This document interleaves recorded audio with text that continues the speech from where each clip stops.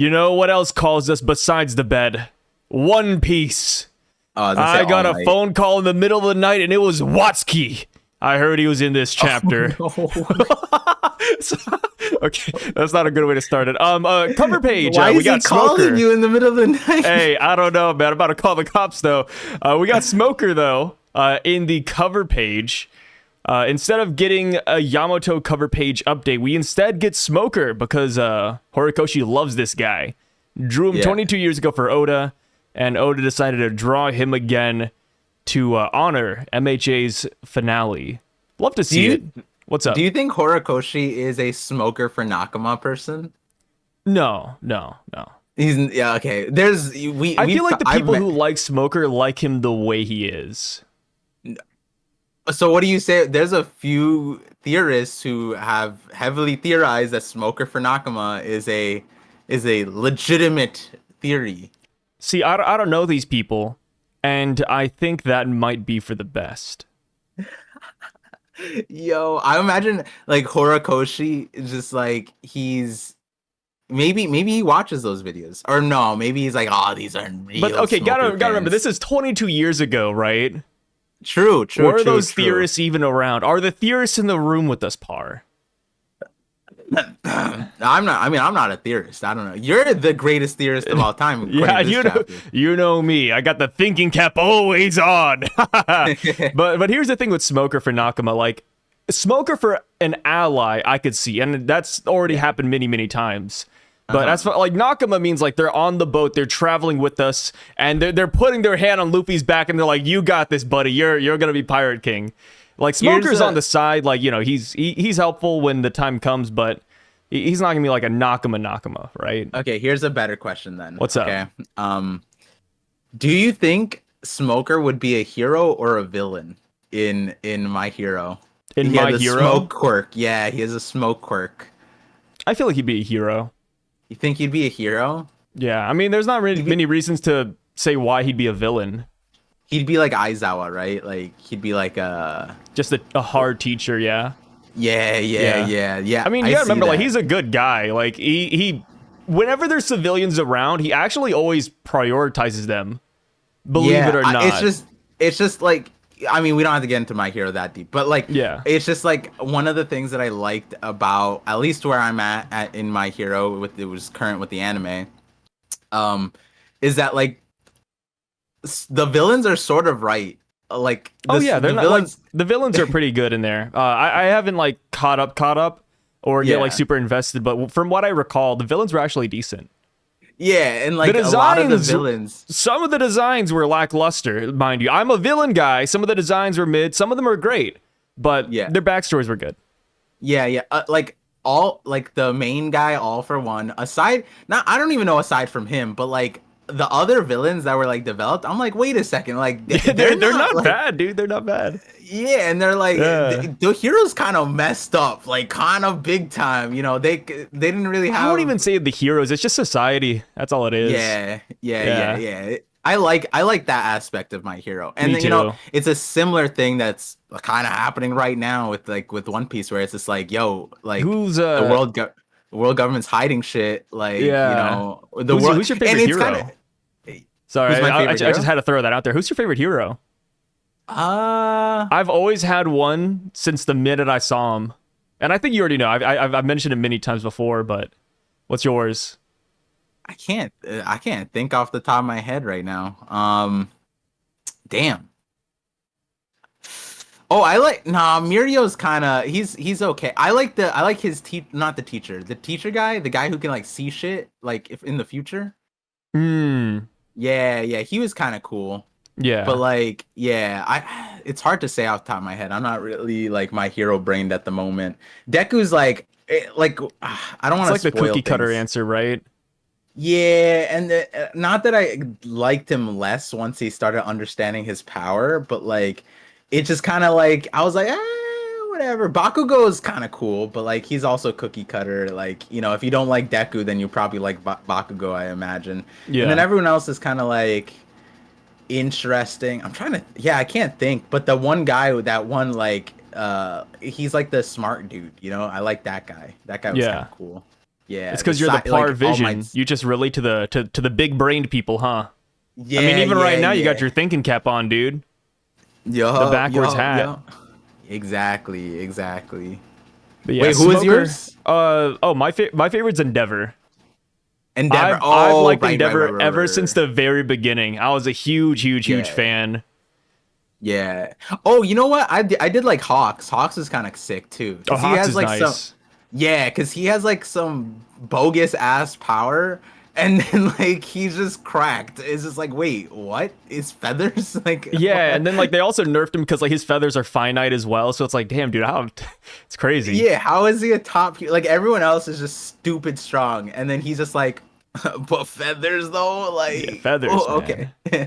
All right. Isn't it one of the things like he could hear like through his feathers or something, like the vibrations? I don't remember. You know, I don't remember what Hawks could do. I just remember him flying up and hyping up Endeavor, and that's pretty much it. Yeah, he's a cool guy. Cool guy. And you know what else is cool? What? Vagapunk's message. Because it's still going on. He's not done. Bro, So, if Oda didn't kill the Dendenmushi in this chapter, I would have thought that the message was still going. Like, yeah, dude. I mean, like, he says more stuff too, right? Like, I'm just gonna cut ahead a little bit, but he buzzes in and he drops a sentence that nobody can really piece together. He says, "That is the truth. Joy Boy. He. And then we just get it cut off. I'm assuming he was gonna say like Joy Boy. He left it there or something like that. But I mean, at this point, it's hard to guess like what he was going to say. It's kind of like the D thing again, right? Like, oh, those with the will of D, and then we just get cut off. It's like, okay, yeah. Except this one is like the blue ball, man. This one is even weirder because we don't even there's like no context besides like we don't get the obviously beginning, right? It's just unless the it is One the One Piece Piece part. Yeah, like from the last chapter, it was just like the One Piece is whoever gets the One Piece has the fate of the world in their hands, and then this next sentence is Joy Boy he, and it's like he. Huh? Yeah, but here's the thing, like, so I tried to piece it together from last chapter, like he said, where he's like, oh, the fate of the world lies in the hands of he who has the One Piece. But when we come to the message again here, he says that is the truth. Is that like all one sentence, and they just cut off those last few words? Yeah, that's what I mean by like it's hard to contextualize it because, like you said, like it sounds like a separate. Because we had like a hard like, break last week. I think Oda just wanted to end off on the One Piece. But also, like, I mean, we forgot, like, the end of the sentence where it's like, the One Piece! Next week, that is the truth. Yeah. I guess, like, the only... I think the simplest answer is just that, yeah, he was going to say that Joy Boy... That was Joy Boy who left the One Piece, right? Like, yeah. Because that's something the world doesn't know. They didn't know who Joy Boy was. They didn't know the truth of the One Piece. And so he was probably just going to say, oh, it's Joy Boy's, right? But... we don't like I don't get what the point of not giving that context clue is, but I guess like for the world it matters, right? But like I guess like like when Roger made it to Laugh Tale, right? He was like, oh, this is Joy Boy's treasure, this is a crazy tale, right? So I guess for the world to know that who left it there is a big deal, I guess. Or maybe just the name Joy Boy would have been big. They're like, oh, who's that Joy Boy fella? Yeah, but he already said Joy Boy like 3 times now. Yeah, that's true. Yeah. Maybe it's just like hammering it in, right? Like Chinese water torture. Just you just like, drip it enough and then you eventually like it sticks. It goes crazy on you. Yeah, because like in this moment, the only reason I would understand why Oda would choose to like redact it from the world is that if knowing that Joy Boy left the treasure was significant for like did that change something for them? Because I don't think it would, right? Like, okay, because everyone was chasing after the One Piece knowing that Roger left it there, right? Does it change anything that saying like, oh, Joy Boy left it there and Roger saw it? Like, does that change anything? That's maybe like maybe like reinvigorizes the plot for him, because like imagine you, right? I'm like, hey, Par, by the way, my dad left some treasure across the street. You'd be like, oh, that's cool. Like, and then you know my dad, I guess. And then you're like, okay, let's go after Sai's dad's treasure.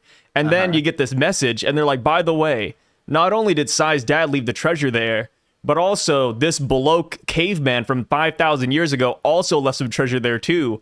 And then maybe that makes it even more special, right? But and so that's what I'm saying, right? Wouldn't it make it better if they knew that? So like, why would like? Because right now the way it is like Oda cut it off so the world doesn't hear it, and so now it's just the same old, right? There's no. But then again, like, I mean, but I guess it doesn't matter at this point though, because you know, like the world's sinking. Like the fate of the world lies in whoever finds the One Piece. So who cares, like who left it there at that point? If that's like the case, right? So, On top of that, that's true too. There's like many ways you could tackle it, but it just boils down to what was he gonna say about Joy Boy, and like what could he have said right here at the very end that would have been like that would have like double page spread. Yeah, because like you just said, like. I agree 100% that at this point in the message and this point, it's like, bro, if you don't find it, the world's gonna sink and you're all gonna die. Like, whether you care for yourself or not, you gotta find this shit. And it's like, who cares who owns it at that point? Yeah, dude. You can erase Roger from the equation, and then people would still want to find it, you know? Like, like, Roger didn't leave it there? I mean, I don't want to die, though.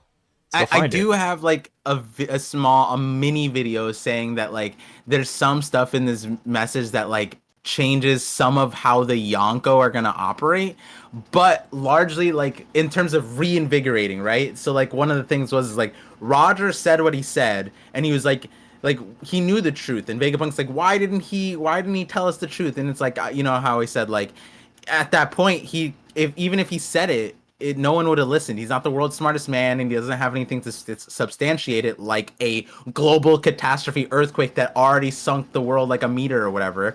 And so, like, Roger just need to invigorate the golden age of pirates, right? And to chase the thing. And so, right now, the players who are going for the One Piece, they're not gonna change. Like, no amount of messaging is gonna change the current landscape of the pirates, right? Like, who among the world is gonna surmount Shanks, Blackbeard, Luffy, and Buggy with Mihawk and Crocodile? Like, I'd love to see that happen. Watsky. Oh my god. Watsky is going after the One Piece. You see him in page 1, dude. They literally said, the world's greatest genius said it's real. Let's go get it. The One Piece is out there. Watsky is gearing up, brother. He's I still can't believe. He's ready to go to Laughdale. Wait, did you? Crazy. So yesterday you said like you're sort of sure which one's which. Do you know which one's which today? No. And also for context, by the way, for context, for those of you who don't know, page 1, the bottom panel, those 3 pirates who are pretty detailed, those are Oda's depictions of himself, Watsky, and another author, Take. So that is supposed to be them. Team. Yeah, it's his old team. And Oda drew them a long time ago. And he decided to bring them back into the canon story, which is kind of funny. Kind of like a little bit of an Easter egg, a little bit of a throwback.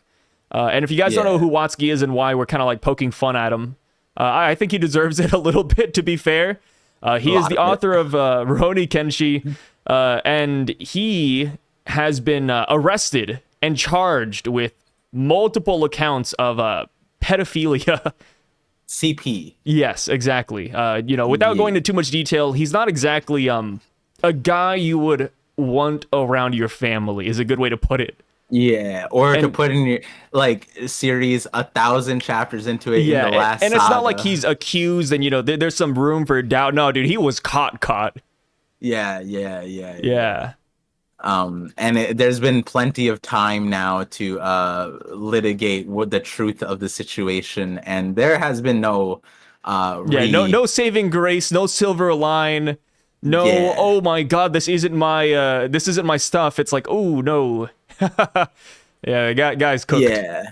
The only way, like, not like, obviously people are saying like, oh, this was from like the time when Oda like was an assistant and he had fond memories or whatever. The only way, not like, it's like he's a pirate right now. He's depicting him as a pirate. Like, if like we just end up seeing him like Smoker like curb stomps him, right? Like just as a fodder pirate in the background. I know he's not gonna do it, but like It's just like, you know, like sometimes there's like pirates in the background just get completely obliterated. Like that'd be interesting to see, you know, or put him Yeah, in like I mean, Blackbeard prison. it's kind of interesting, but also at the same time, like I bet Oda has a very different like take on this, you know, considering he was Yeah, like actual yeah. friends with the guy, he knew the guy for a long time. Yeah, yeah. So How about what? You know how not out of pocket? No, actually, it'd be very in pocket if it, like you showed him at level 6 Impel down, just like behind the bars. That'd be crazy. nah, dude, I don't even know if Impel Down's gonna be functioning, which we'll get to that in a minute because we actually go to Impel Down. Funny enough, Yup. but before we go there, the first 2 or 3 places we go to, we got like this Samoan looking tropical island first up. And then we have a winter island. We haven't been to either of those places, right? We don't know where those are. Supposedly. Yeah, it's just a complete mystery. Which Yeah, I honestly, always find these. Oh, go for it. No, I was saying the girl in between the Samoans kind of it could be Luffy's mom. Just anybody with black hair, it's Luffy's mom, guys. Yeah, jet That's black hair, according to Oda, right? Yeah, anybody. But Yeah. the thing with these 2 places and even the pirates, I always get reminded of who is he? Brownbeard. Because Brownbeard popped up in one of these like small panels where, you know, Whitebeard was like, hey, the One Piece is real. Brownbeard came in. He's like, like I'm gonna take down this island. And then we see him post time skip, and he's like an actual character. You know, he gets fleshed out a little bit. He gets a little bit of a backstory. So Wait, whenever I see these, I'm just like, wait, like, you know, we were joking about Watsky and all these other like goobers, but there is a chance that they could come back at some point. Yeah, wait, no, that's funny because when the One Piece thing happened, Blackbeard's like at the bottom of the thing, just how like Watsky is, and Brownbeard got obliterated like multiple times and like mutilated. He's crocodile legs, like Law saved him, but then he still got slammed and almost genocided by Caesar, which is crazy. But the thing is, Brownbeard's really cool though. Wait, were you not a Brownbeard fan? No, wait, what? What? Are there Brownbeard fans? How? Wait, okay. I think it's because it's been a while since you've watched good old Punk Hazard, but Brownbeard was the GOAT. No, he wasn't. Him and Luffy tag team? What are you talking about? Luffy was riding on his back. They were fighting together. And then Brownbeard was like, Caesar, you betrayed me. And then Luffy was like, team now? And then Luffy gave him the straw hat and he said, don't worry, Brownbeard, I'll get revenge for you. Like, okay, no. Luffy and Brownbeard were sick. He doesn't even get top tier of being like ridden by Luffy. Like if we're talking about top tier riding, Horselina wins that. Okay, first of all, second I don't like Horselina. I mean, but it's better than Brownbeard. Brownbeard was like this because the other problem you have to remember is Punk Hazard was like super. It's not that I didn't like it, but in the anime, because I was anime, like that shit sucked. Like it dragged, dude. Yeah, get Brownbeard out of here. I'm pretty sure every Brownbeard scene was so long. No, dude. Wait. There's like actually it's like how you said earlier. You said this earlier, Par. I'm gonna say this right here. Just like how there's a certain part of the fan base that wants Smoker for Nakama, there's an even bigger part of the fan base that wants Brownbeard for Nakama. And are you a part of that? I can't say. They got him. I you know, just like how you don't say who you're gonna vote for. You know, I'm not gonna say who I'm voting for between Smoker and Brownbeard. That's all it is, dude. That's all it is.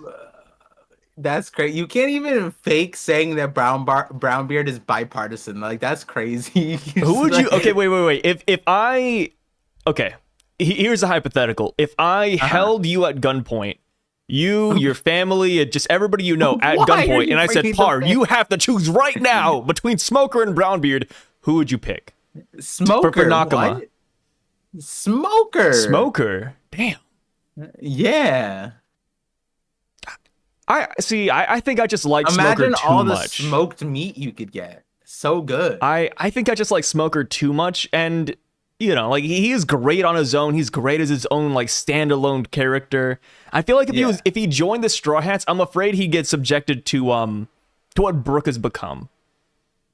We all love Brook, but let me tell you, is that guy even on Egghead Island? I don't know. I haven't seen Brook in a while, dude. There's no shot I gotta squint my that eyes to find that guy. Logia would be on the crew and relegated to Brook, Chopper, Usopp level. If Oda, that would be a Power feat. wise, no. But like, I feel like he would just fade into the Bro, background, dude. He could just be a smoke screen for the ship permanently. We could say the same thing about Brook, dude. The guy's a walking, talking skeleton. And I think Brook is cool. He's a musician, brother. He could play some fat tunes. I'd much rather have Smoker be a smoke screen for my ship the entire trip. That would be so broken. I don't know why he doesn't do that for his own ship. But here's the thing, though. Like, you wouldn't know where to go. Like, how do you see through the smoke? Imagine Smoker on the crew. Imagine Smoker on the crew. Oh, smoke screen. We're in the middle of the ocean, and then Nami's like, Smoker, what the hell? I can't navigate. Jimbei, the helmsman's like, Smoker, get that out of here. I don't know where I'm going. Like, they're gonna be so confused. It's not a smoke that you can't control. He's literally if anything, he has 360 vision now. His eyes can be anywhere in the smoke. Yeah, okay, he has 360 vision, but what about the crew? Yeah, and then Nami's like, "Oh, I want to see the sky," and then he just opens up the sky. That's it. It's Smoker's so much more useful than anybody. Come on. How about this? Smoker puts up that smoke screen around the Thousand Sunny, but he also puts like little holes in there so you can like little peepholes in the smoke. Exactly. You're amazing, incredible. But now think about Brownbeard. So I am a solid believer that you can never. Now to think about. I'm a solid believer of always thinking about the other side, right? We talked about Smoker, his selling points as a Nakama, but now Brownbeard, his selling points. We have to go in, no bias. I think Brownbeard could add in a great level of comedy to the crew. I don't even know if he'd fit on the ship. Like, he's so big. Honestly, now that I think about it, he's just a bastardized Gorosei member. He's just like a half-man crocodile looking yokai. He's basically a yokai. A hairy crocodile that's terrifying. Like, that sounds like it's from Japanese folklore. Oh, beware of the hairy man. Here's the thing, though. Like, imagine you land on the island. So Brownbeard's huge. The guy's massive. You land on an island. And you're like, okay, like, my legs are tired. You're Luffy, right? Your legs are tired. You just got done, sailing on a ship, walking around in circles. And you just have Brownbeard give you a lift.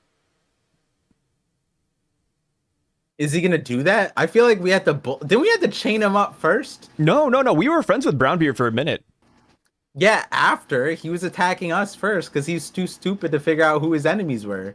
Well, sorry, his donor turned out to be his main villain. Like, Caesar came around. He said, "Hey, let me give you some legs." Like, you just accept it. You don't expect he's gonna be a bad guy. Imagine being tricked by a literal clown. Crazy. Hey. Everyone has their own savior, and sometimes they look a little bit goofy, like Caesar Clown. All it is. I thought you were gonna say, it was an alley-oop, Sai. You were supposed to dunk on me, saying like, "Hey, look at Crosskill. Look at all those people who are believing in a clown."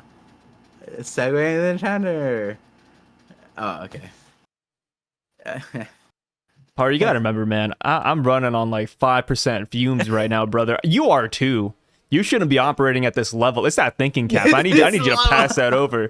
Whenever we take turns talking, you just gotta like pass that cap over. You know how crazy that would be if people find out that we're actually just recording in the same room. Like, imagine you take off your hat, you hand it to me, and then a hat comes over, and I'm like, "Oh, thanks, Par." I think that would break a lot of people's minds, but obviously we're not. That's a joke, but that'd be a good one. If we ever do a collab one day in person, we should do that gag. Yeah, when we get a same clothing sponsor, we'll get the same like shirt. Oh wait, we can't just like take shirts off on. We'll just we'll get like glasses. Oh yeah. All the best characters have glasses. True. Yeah, but let me tell you guys, you don't need glasses to see how cool that Impel down prisoner is. He says the government won't know what hit him. It's about time the pirates ran the show. Rah! The world's gonna sink anyways. Leave some for us. And the Impel down prisoners go crazy. I feel bad for the guards, man. And the guards are like, "Why are we letting them hear the message?" And then the other guy's like, every snail in the prison's playing it. We can't stop them. And yeah, dude, if I was an Impel down guard, I'd take the day off, man. I'd take a week off. I'd cash in on the sick days. I don't want to deal with this. If I was the prison guard, I would. Okay, if you are the warden, right, and you have, let's say, you don't want my opinion on this. Wait, you don't even know what I'm gonna ask. I just execute all the prisoners, to be honest. What? Okay, hear me out. That sounds horrible. The world is sinking. The world is gonna end. Impel Down can't function. You're a warden. These are all prisoners already accused. You can't look at Page 2 and tell me that's a good guy. Hey, I say cut the losses. The world needs us. The world needs us to save people. Maybe we just get rid of these guys. You know, like Doflamingo, for example. Does Doflamingo, like, why is he even around, brother? Like, maybe the government assassins just get inside one day and, pull a little bit of a Jeffrey Epstein. This is a depiction of the fumes on the 5% running. Size 5% is saying execute all the prisoners. My hypothetical was you have prison guards on every floor guarding every cell, and you as the warden, would you order them to kill all the snails so that the messages stop? Ooh, that right there might be a little easier on the morale, right? On the scale of morality, I think Bar's cooking with this one. We're getting out of hell with this one, guys. Woohoo! Are those the pearly white gates over there? God, I'm coming. I'm running over with this idea. When I was saying the hypothetical, I was like, oh, Sai Shirley's gonna be like, well, how feasible is to kill all the snails? And then your ass threw up, kill all the prisoners. I was like, this guy's crazy. the prisoners are talking about having the pirates run the show. The world's gonna sink anyways. Why not leave something for us? Those aren't words of people who are gonna go on like a mission, right? They're not gonna be like, hey guys, let's save everybody. Let's save the world. No, these guys want to wreak havoc, man. These guys are bad news. Yeah, I would have ordered to kill the message before the message gets out, unlike the Gorosei, but you were like, let's let them hear the message so we can justify murdering them all. Like, yeah, what do they do in Star Wars? Like execute Order 69 or something? What? Wait, what order? Is that the number? Order 66. 66, okay. Hey, Star Wars. You just said some kind of I was close. Wait, that's so true though. You know they use that before, right? Yeah. Like in some sort of like erotica, you know they use Order 69. You said it so straight face, I almost believed it. I was like, maybe they did do Order 69. I was like, what the fuck? Why would they do that? But I was close. That's the thing, right? Like, so as I've gotten older, I've realized that I might either just be a little bit on the spectrum, dumb, or dyslexic.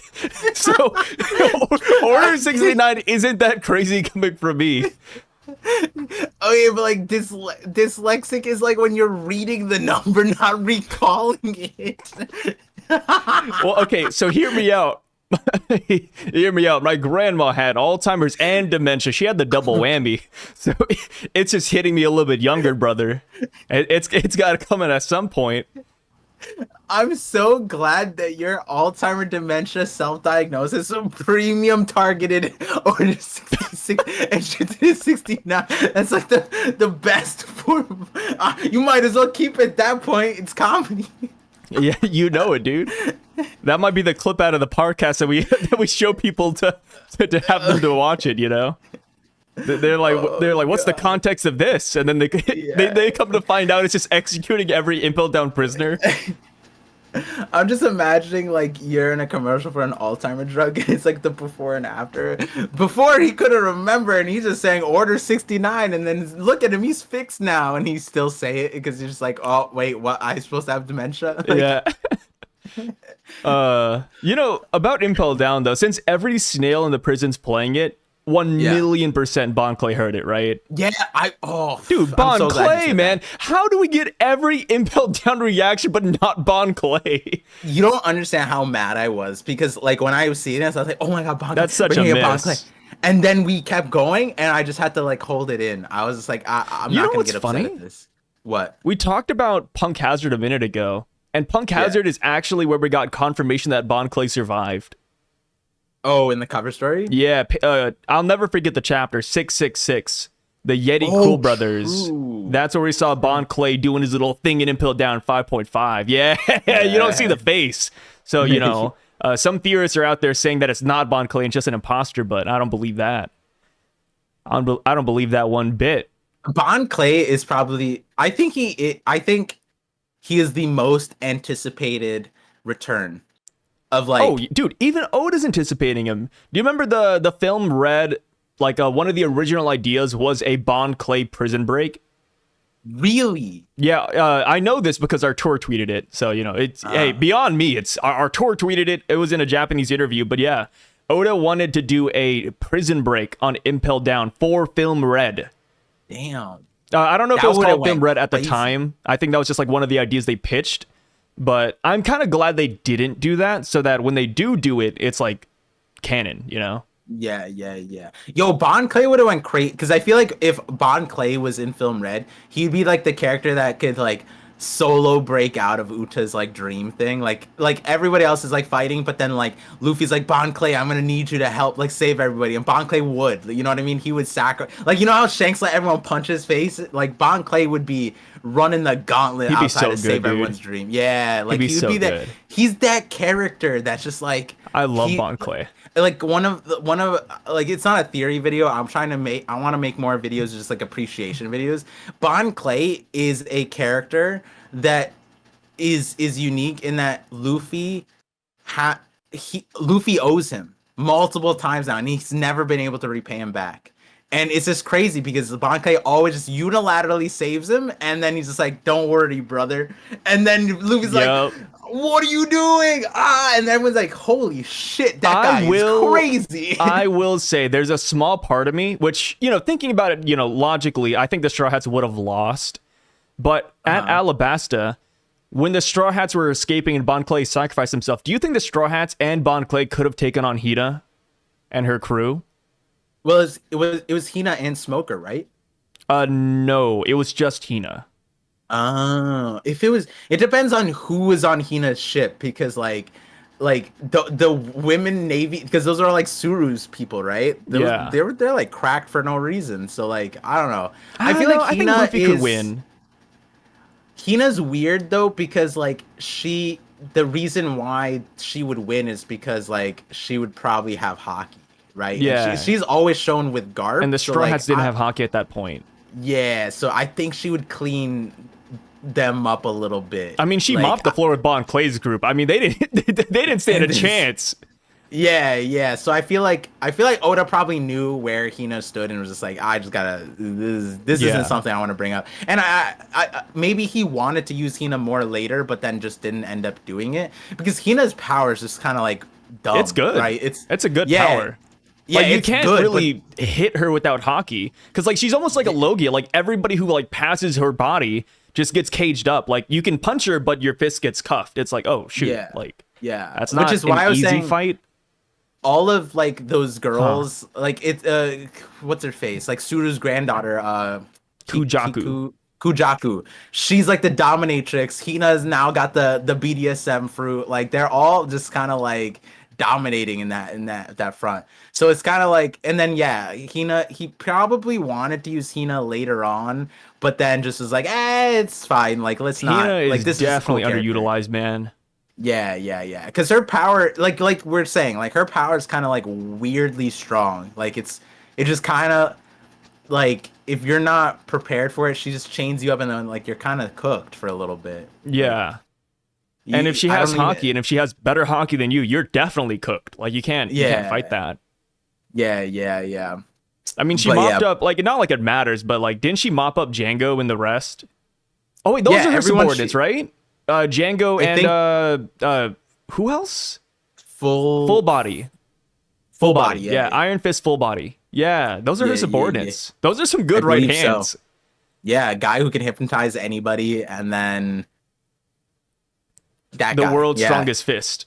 Yeah, You yeah, know, yeah, yeah. people were Very scared of strong. Garp the Fist back in the past. You gotta move aside for Iron Fist full body.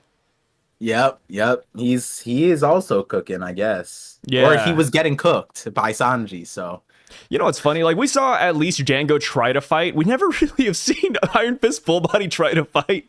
yeah, he just got slammed. Yeah, he just got He just off got screen by slammed. Sanji, and that was it. Yeah, yeah.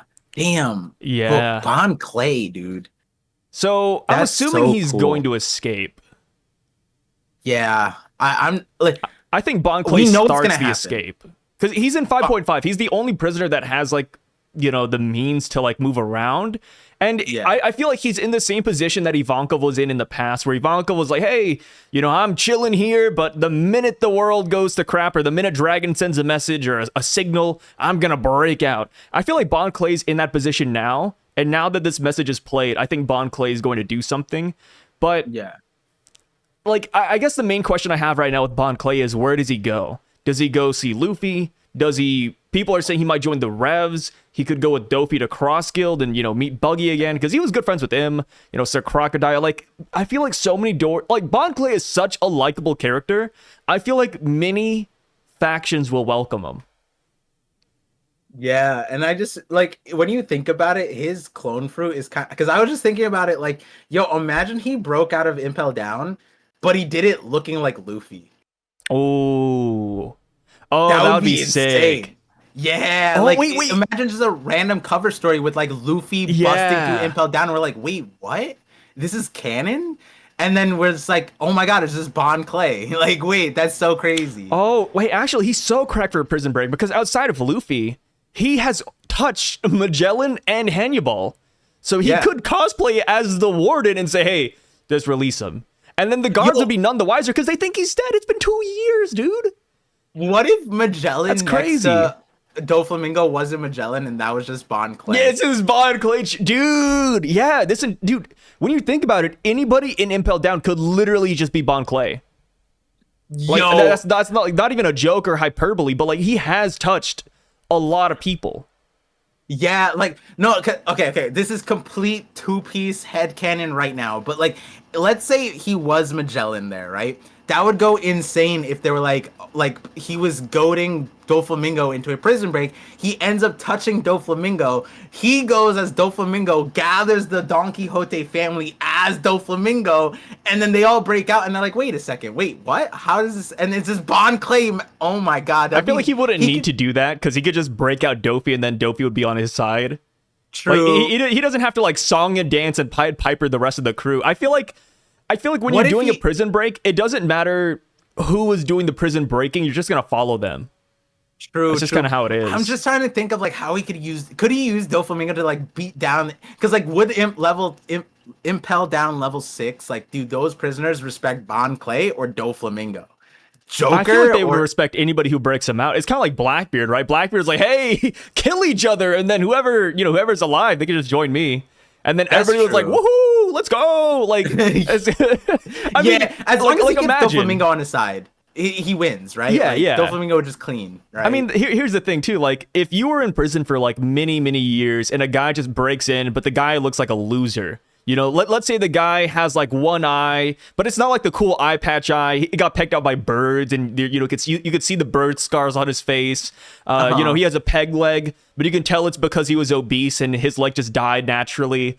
what? That guy comes in Impel Down level 6, and then he says, all right, Parvision, let's get out of here. Would you say, who are you? Or would I you be just like, wanna- okay, let's go, old man? I I just would want say to throw let's out go. there, you were so descriptive that I could not picture the character. Like, wow, you were so detailed that the details stopped mattering at a certain point. I was like, what is he drawing right now? Dude, I'm so tired. I don't know what I'm saying half the time. But yeah.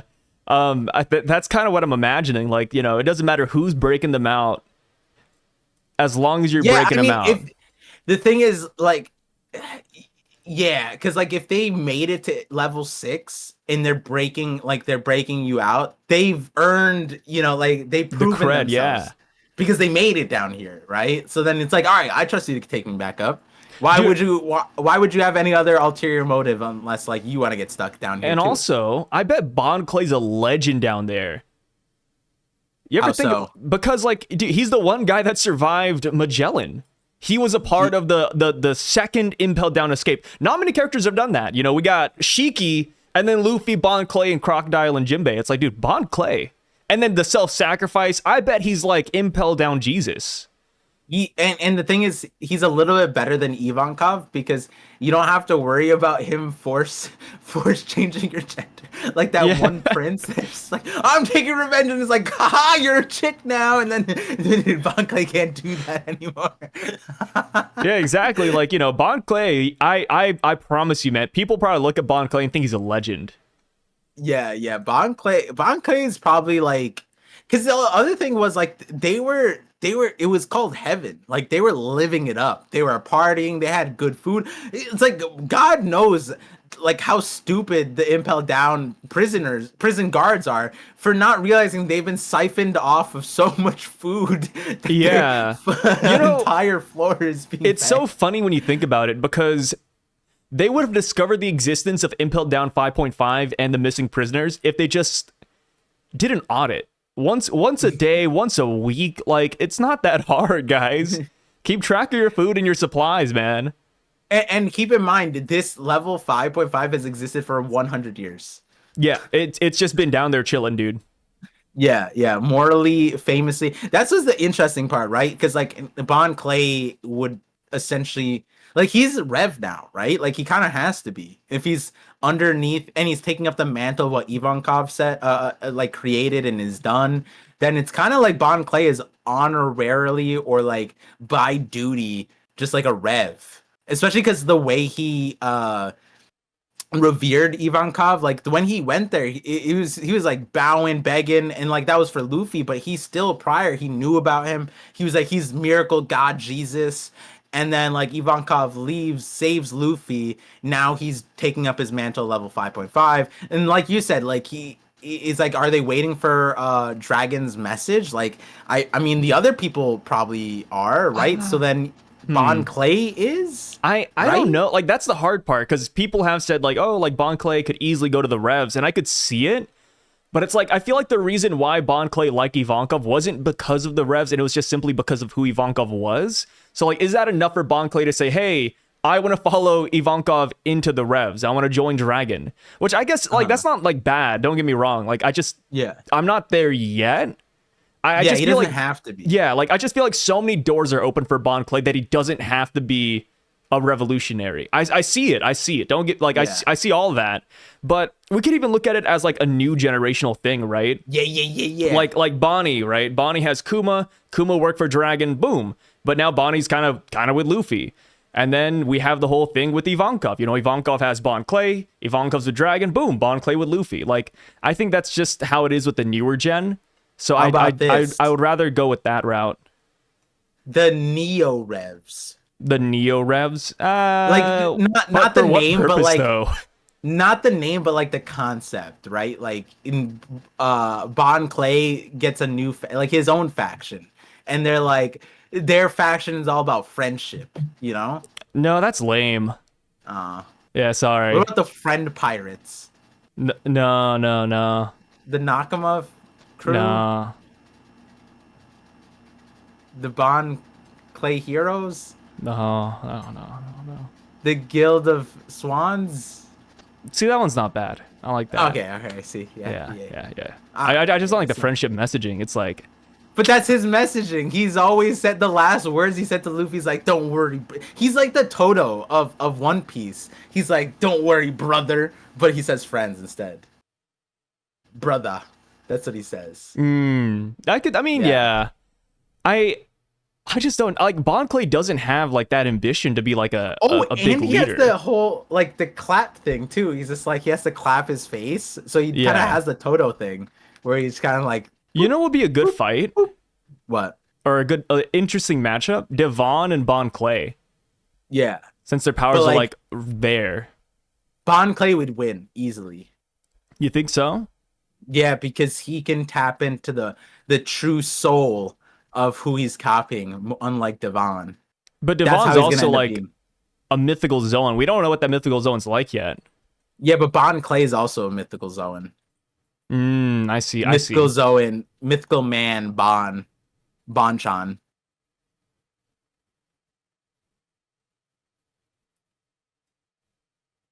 Don't worry, we're not actually frozen. So, so You put like a warning. whew. Don't click off the video. Warning, guys, don't refresh the page. Par got me at a stun lock right there. You know, sometimes you just get hit with like a sentence and you just gotta like ponder it. You gotta sit on it for a little bit. That's how I felt with that one. It's my domain expansion. Yeah. We talked about it. If Par were to have a domain expansion, it'd be like Gojo. Just, you know, like Gojo hits you with all the wisdom in the world and you're like brain dead for like a little bit. You can't move, you can't think, you can't react. That's me. Par just activated his domain expansion. I couldn't do a single goddamn thing. I was if cooked, you guys want to man. know, watch the stream. Me and Sai talked about how we would beat ghosts. Yeah. Our mental would beat ghosts. We wouldn't be able to be possessed. Yeah. So Bon Clay, outside of the revs, where do you think you would go? Like, do you think Cross Guild has any plausibility? And also, like, what about Luffy? What about Luffy too? I see Bon Clay. Like Bon Clay's a superhero. Yeah. Like Bon, you know, and talking about my hero, Bon Clay would be like like he would be one like a true hero, right? But like in this case, like I think the way I see it is like the definition that Luffy says about hero and why he's not a hero, Bon Clay would show up and be like he is that, but he doesn't claim to be, but he is that. And so like whenever Luffy needs him the most, that's when Bon Clay's gonna show like up. pop up. Yeah, and it's gonna be the sacrificial moment or whatever. Like Bon Clay is that guy where he's just gonna like Luffy. He can't.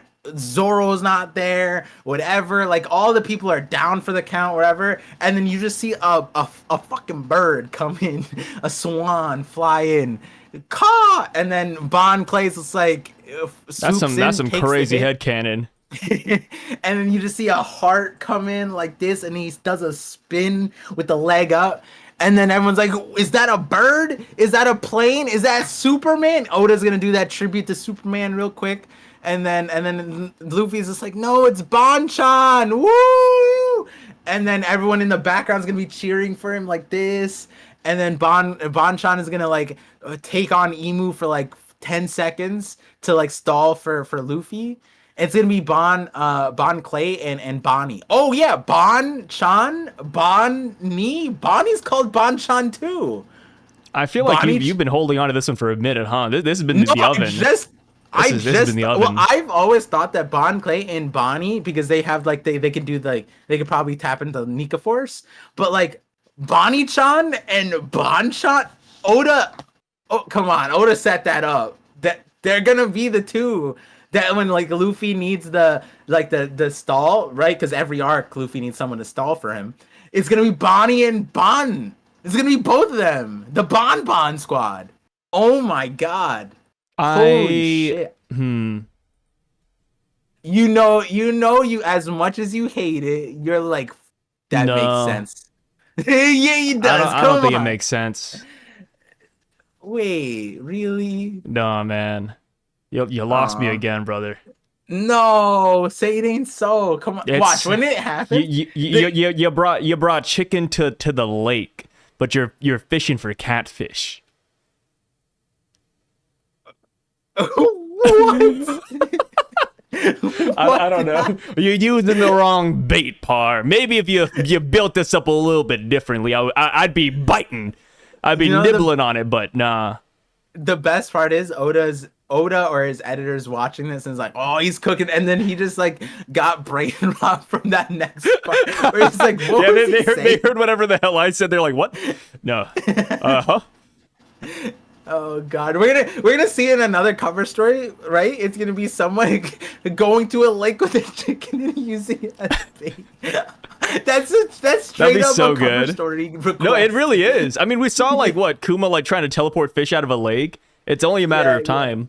Yeah, we're gonna see it. Oh my god. No, so jokes aside though, like I could kind of see like Bonnie and Bon Clay. I don't know if it'd be for the Bon thing, but I mean, I've told you before, like I could see a lot of characters coming in the final saga just helping out at the same time. Yeah. But yeah, The Bon squared. Bond squared. So Bonsai. Oh, bonsai. yeah, they're gonna hit us with the Uber pun. But wouldn't that be like wouldn't it be like Bond Clay plus Psy? Oh, you're right. We're gonna get all of that. Like he's gonna hit with the bonsai, bonsai, bond square, Chan double team. I would hate all of that. That sounds so cheesy. The Bond. Hey, you're getting too cheesy for me, Par. All right, fair enough. But I'm surprised you haven't skirted into your. Oh no, it's not there yet completely. I thought once I saw some of these guys. Are you talking about the Marines? Mm-hmm. Oh, dude, I love these guys. Yeah, we got Stainless. We got Big Chatone. We got what seems to be Bastile's younger brother. What's up? That was so crazy. I was literally gonna say, can you name them left to right? Oh, and then you did. I'm going down the list, man. I know them like the back of my hand. That's crazy. That was wild. You future sighted me right there. Yeah, dude. Stainless is cool. I mean, people were afraid that he was dead, but he's here. He's at Navy HQ chilling. Why do you think he's called Stainless? I bet it has to do with his abilities. Got it. Like was that his birth name? I think that's his birth name. Oh shit. Yeah. I think it's his birth name. Would you be mad at your mom for? It's like Smoker. Like Smoker's real name is literally Smoker. You know. Oh yeah. So having this guy called really Stainless is not like that crazy.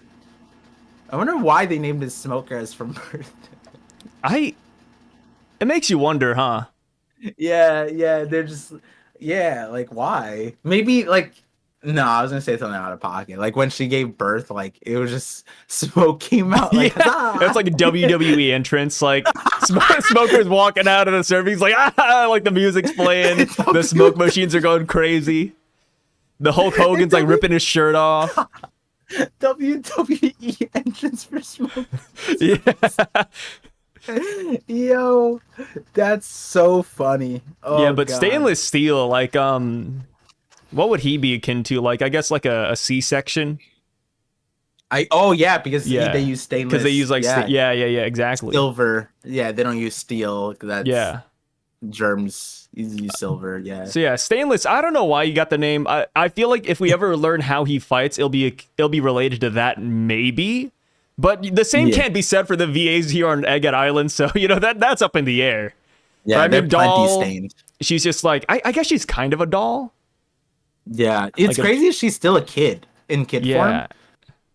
Because it's supposed to be temporary, but she's still in. Well, then again, wait. Bluegrass, country. She has like the Ride Yeehaw thing going on.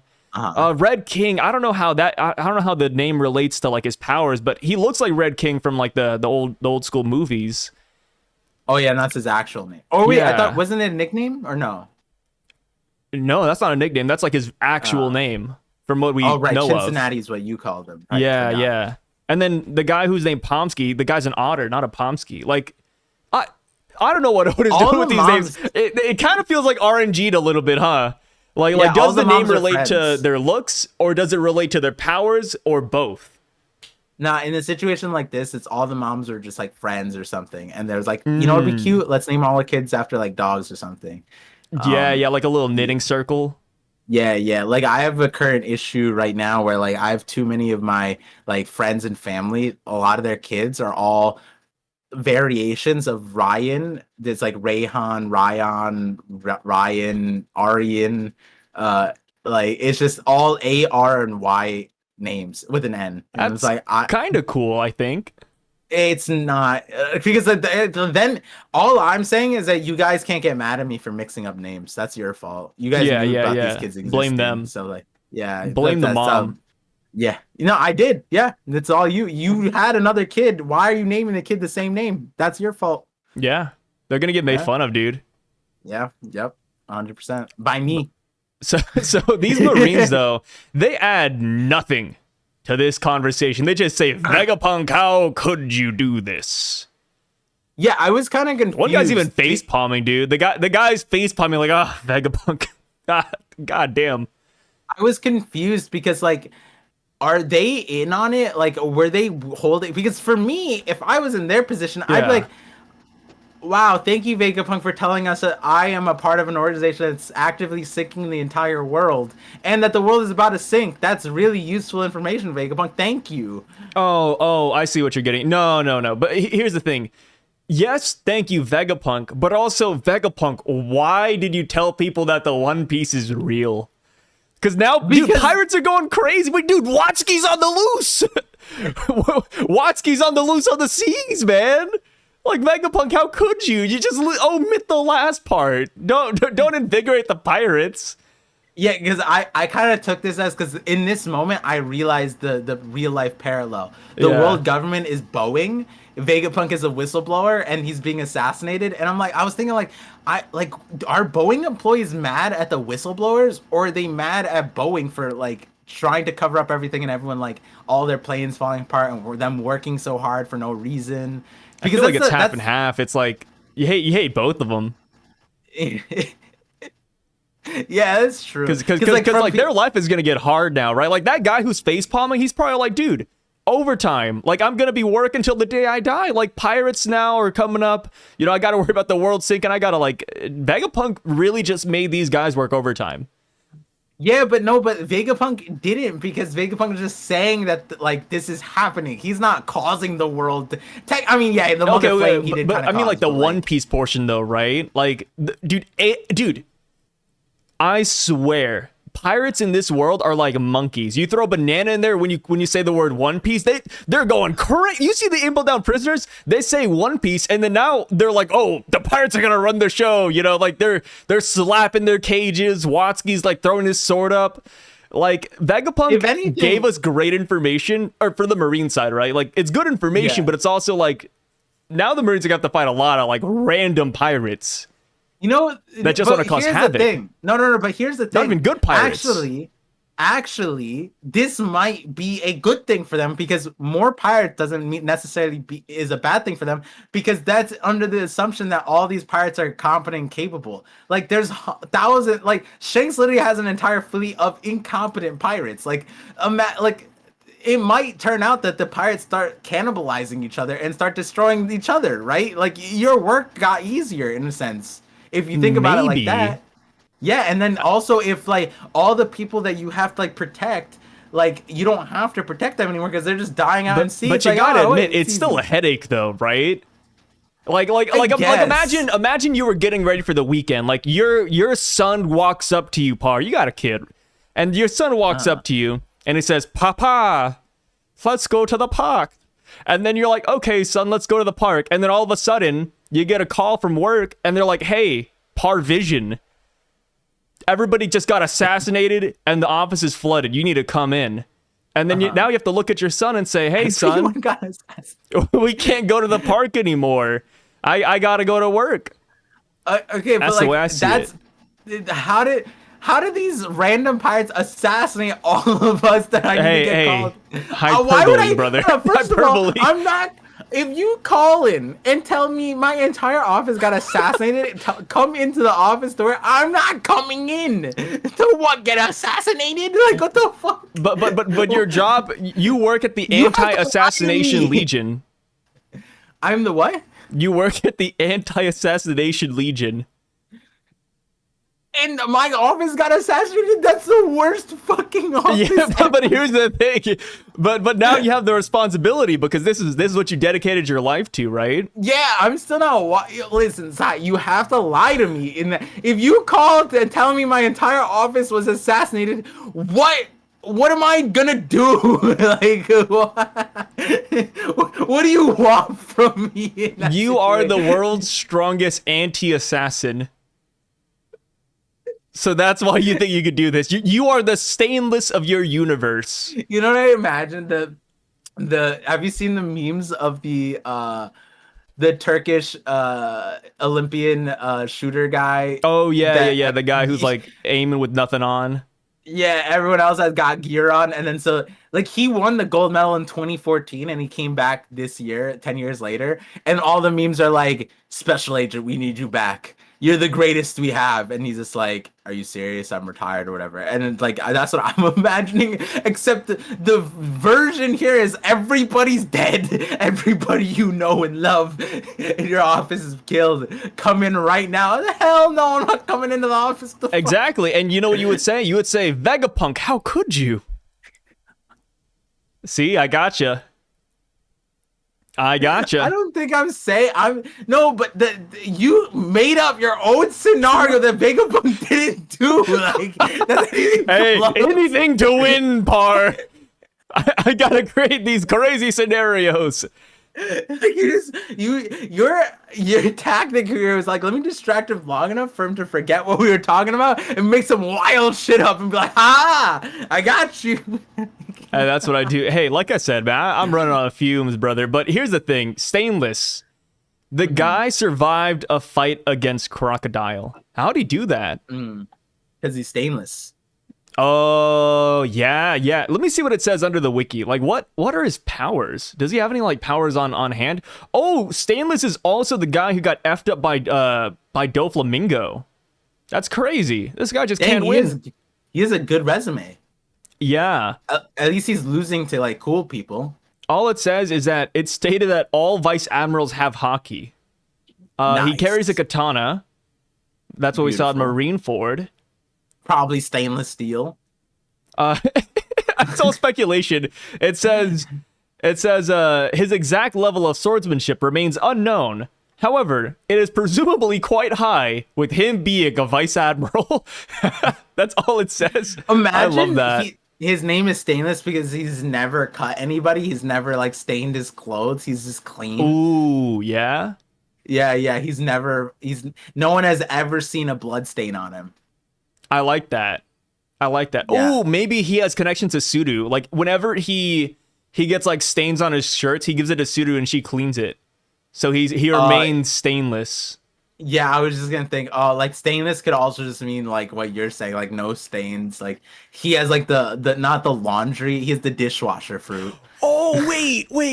What if the reason they call him stainless is because he's undefeated? There's no stains in his match history. Record? Yeah. Wait, but didn't you just say he lost to Doflamingo?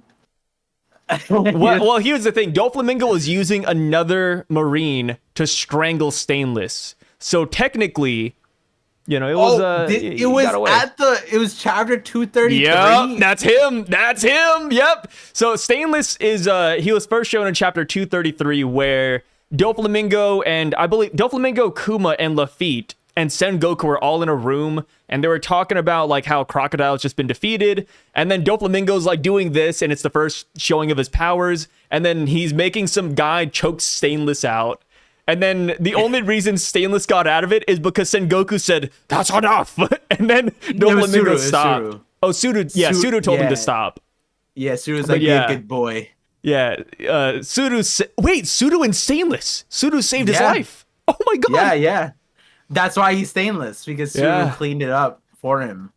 Yeah. And then as far as Crocodile goes, he was the guy who was sent initially after Buggy, and then Crocodile intercepted him, and now he's here. Interesting. Dang, he was going after a future Yonko. It was when he was a Yonko. Oh. Yeah, because wait. You're talking about the warlord dissolution. That's yes. Oh, gotcha. You're right. He wasn't a Yonko yet, but Stainless was sent after Buggy right when the warlords dissolved. Yeah. All right. Interesting. Stainless, man. So Stainless's entire fleet got washed by Mr. One and Crocodile's crazy business. Yeah, but he's still here. Look at him. No scars on him. No scars on the face. No blood. No nothing. This guy, he came out stainless. How many times we're gonna say stainless until it gets repetitive? Yeah. So we gotta do a count. We gotta take a shot every time. Yeah, take a shot every time we say stainless. Yeah. So moving on though. Oh, go ahead. I was gonna say he's a great. This Marine thing was a great segue into the future. The future of Marines. Oh my god, you're so good. You're so good. Oh, the alley-oop. That's what you talked about earlier, right? You were like, hey, sorry, cross skilled, the perfect setup. But no, we got it here. Yeah, I'm put me to bed, dude. I want to go to sleep. So Coby says, Luffy-san, and then he has a flashback to when Luffy says he wants to go after the One Piece. And then Coby says, I have to stop you from achieving your dream. And this has sparked a lot of, I wouldn't even say debate. I feel like people are just making fun of Coby after this. And I want to see, how do you feel about it? Do you believe in Coby? Like I believe in Coby, or do you think Kobe's a little bit of out of his depth? Sword, their mission is to find the One Piece, and it always has been to find the One Piece. And when you look back at Drake specifically, so the entire video, I've been calling it the Drake video because we didn't have this line from Coby. But when you look at 11:17, everybody in that thing, it was right after the One Piece thing, and they said that based off of what Vegapunk's saying, you can come to a dangerous conclusion. Then Vegapunk reiterates that it's the true history. And all that time, everybody's talking about how, like, it's gold and stuff like that. But specifically Helmeppo, the first thing he says is, like, so that's the One Piece? Like, he's saying the One Piece. And that's the first question posed there. And then at the end of that, the Kujaku says, so that's where we step in. So basically off of that page, 11:17, that's why in my reaction, if people go back to my live reaction, I stopped and reread that like 3 times. I was like, wait, this is like confirming that Sword's mission was the One Piece. And now 100% when Coby's saying this, he's saying that because that's what Sword's prerogative has always been. That's what Drake's mission has been. Because like Drake, like, it's so weird, but the two things that, because I went super deep into it, and he had to, because we didn't have this like straight up confirmation basically from Coby. But Drake, like, when we go back to Sabaody, Kizaru said, yo, you're here for recon on that, right? And then when we go to what he's reconning, it's Kaido. But then when he's talking with Coby, they had no plans on sending military. There was no plans on sending Navy. There was nothing like that. And the one thing that they were doing was just recon. And it's like, recon on what? We never really saw that. But the one thing that he was countering, or was really surprised about, was seeing CP0. And he ended up fighting CP0. And it's really interesting because CP0 is named as, you know, Shield, and everyone's known Sword and Shield. Obviously, there's like some kind of clash there. But Oda, also in Film Red for Volume 4 Billion, stated that they're rivals. So the way I looked at it is, you look at the dialogue between CP0 and Drake. CP0 was aware of Sword, but Drake wasn't really aware of like CP0 to that extent. And CP0's specific line was like, you have to erase the voices of the past. That was basically what Guernica said, and then Drake fought him. And so there was a few other things that Drake had did that, like, and you analyze some of the things that Sword has been a part of, and you're just like, oh, so then their mission essentially, and there's something that I'm redacting, but like, it's only because then we'd be here for a long time, is that they've been searching for the One Piece, and that it makes sense because when you look at like the small details that like Shiryu said, she was like, wouldn't it make sense that if the Navy wanted to prevent people from going to the One Piece, you would have the Navy involved, right? So then how would you have the Navy involved? Well, you'd have to sacrifice the Navy. Well, what's a sacrificial branch of the Navy? It's Sword. So like that's a branch of the Navy that if they were researching the One Piece or finding the One Piece, they immediately cut off and say like, oh, we're not a part of them. And that's literally built in. They support them, but they don't. And now we're seeing it where we see many characters off, like, come to the conclusion after Vegapunk's mention, like, wait, shouldn't we be going after the One Piece? Well, it's ironic because that's most likely what Sword has been doing. And there's a whole other side to why. There's a small scene that Drake is in Egghead that kind of locks it in, but like, not locks it in, but it's kind of really interesting. But I might as well say here, it was just that Drake was one of the people who helped Vegapunk move to Egghead. So we see him in chapter 1100, and he's with Kizaru. He's with Kizaru accompanying Vegapunk, and he's one of we don't know if he's rear admiral there, but he's there in a small panel, and he brings he's facilitating the move for Vegapunk, and then literally a year later he's Sword. And what has Vegapunk been researching that entire time? So it's kind of like, wait, okay, we're seeing these characters fall in line, come together, and there's other parts to it. But that's why I think this line was said, and it was said on this double spread because everybody's here talking about the One Piece, right? Blackbeard, Buggy, and Coby. I think that they're going to be like huge components, and the reason why Kobe's there, it's not necessarily just because of Coby, it's because that's what Sword was after. They were doing recon on that this entire time. No, yeah, I completely agree. Like, when it comes to Coby saying this line here, it doesn't like put him in direct contest with Luffy in like a battle, right? Like, yeah, sure, they could fight in the future if Coby ever trains up and gets to Sun God Nika level somehow. Yeah. He's gonna have to like go through like a bajillion battleship bags to get there. But when Coby does, like, yeah, sure, he could fight Luffy, but stopping Luffy from achieving the dream could simply just be ripping the One Piece away or destroying it or getting it for Sword. And that's kind of where I've been at, because realistically, I bet Coby knows that he can't fight Luffy. Yeah. Right? He's too much of a fanboy right now, and last time they fought, Luffy has shown him up. Whether it's at Marineford, whether it's at Enies Lobby, like Luffy is always just one-shot Coby. Yeah. So like I doubt Kobe's gonna come in and start like boxing Luffy like Rob Lucci has, right? Rob Lucci's a crazy one. He was actually Luffy's equal at Enies Lobby. He came back here and Rob Lucci still lost, even though he put up a way better fight. Coby, I can't see that growth just yet. I feel like he needs a time skip. I feel like by the end of series, he will be able to do it. But for now, I feel like just going after the One Piece, finding the man marked by flames is his best bet. As far as Sword getting the poneglyphs, though, I think the hard part for me, and I've talked about this too, but Sword, to our knowledge, has 0 poneglyphs under their belt. Maybe they have one because, X-Drake was at Wano, and he was missing for a little bit. So maybe he has 1 poneglyph. But they still would have to go to Big Mom's territory. They would have to go to Zoe. And that would be kind of rough, right? Like, I want to support Sword because of Coby, but also, like, I just don't think they have a lot of heavy hitters. Like, I genuinely think that Coby might be their strongest guy. Like, I don't want to slander X-Drake too much because I feel like we do that pretty often, but, like, they're not strong when compared to the other factions in contest for the One Piece. Like Cross Guild, like Blackbeard, even the Holy Knights, right? We don't know those guys, but I mean, the name of the Garland, it has a lot of weight to it. So it's like, how successful will Sword be if they are just this ragtag group of characters?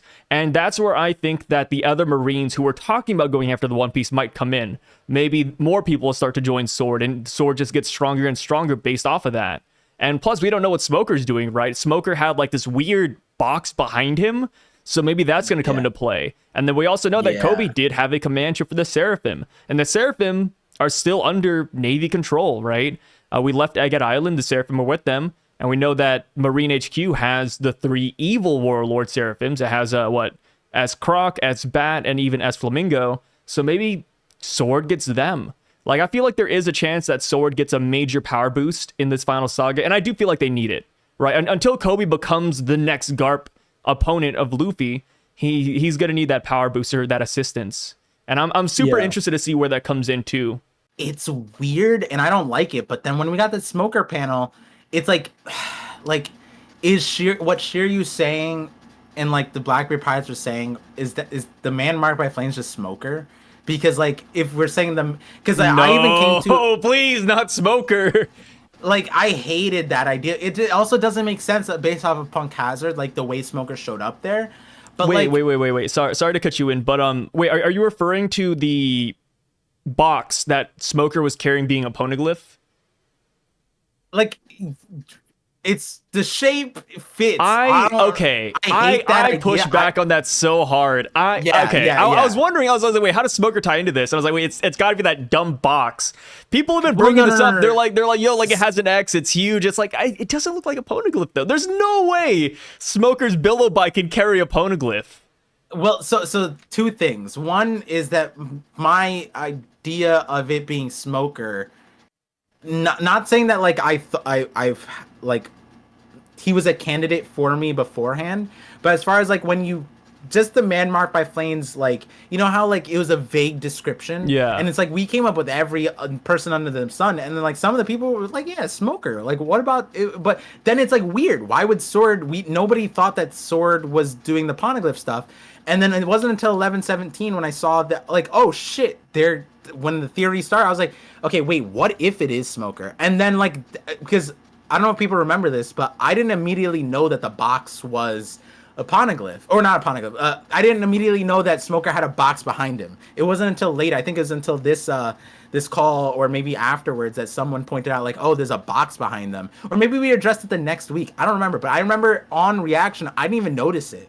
And then once I had the sword idea, and then it was like, wait, what is that box? Did they box up the poneglyph? That's crazy. Because that, if it was a poneglyph, it'd be boxed up. There's no shot that these is dragging a raw poneglyph. It would be the throughout smallest poneglyph ever, though. Like, that's my main problem.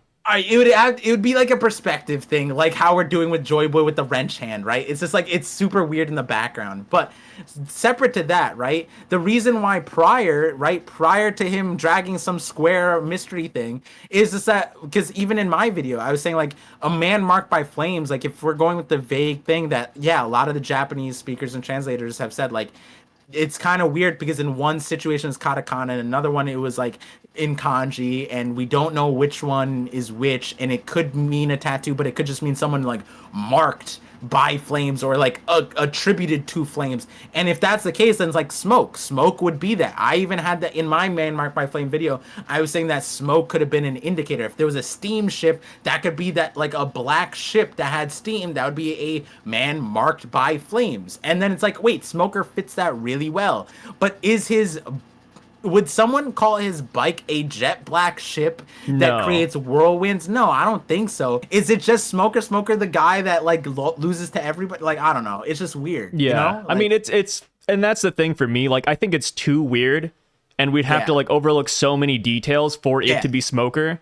Punk and Hazard's like, the main thing for me. Yeah, and then I mean, even with the box too, like, why does the box have why'd they put a box over poneglyph and mark it with an X, right? Like, and then the perspective thing, like the perspective thing doesn't even exist here, because like you can see like 2 shots of it, and it's small in both shots. 2 shots? Yeah, there's 2 shots of it. And wait, and Smoker's bike is the same size as the square in 11:17. Is 2 shots? I thought I only saw 1. It's 2 shots, because you see them in the ocean. You could see like the top of the square, and you also see like the outline of Smoker's bike. So it's like it's way too small to be poneglyph, and we know that the poneglyph, the road poneglyph, is the same size as a regular poneglyph. So like, there's no way like that Smoker went down to Fishman Island, stole it, and then started riding it on a motorcycle. Okay. I love these setups. How mad are you gonna be if Smoker is the man marked by flames? I wouldn't be mad. Like, I don't get mad when things go against what I say too. Yeah. Like, I'm pretty open to a lot of things. Like, like I said, I don't agree with it because nothing really fits for it. But if it ends up being Smoker, it's fine as long as it's explained properly and things start adding up. Because right now, like, he's 0 for 5 in my opinion. Okay, so we don't get that much explanation, but we get it confirmed. How hard are you gonna meme on it? Are you gonna laugh? Chuckle, I laugh. Yeah. I mean, I laugh easily, right? Yeah. Yeah, and the thing is too, another thing you have to like keep in mind is that if Smoker does indeed have that 4th road poneglyph, then that means that while he was getting his butt beat in at Punk Hazard, he had the poneglyph the entire time.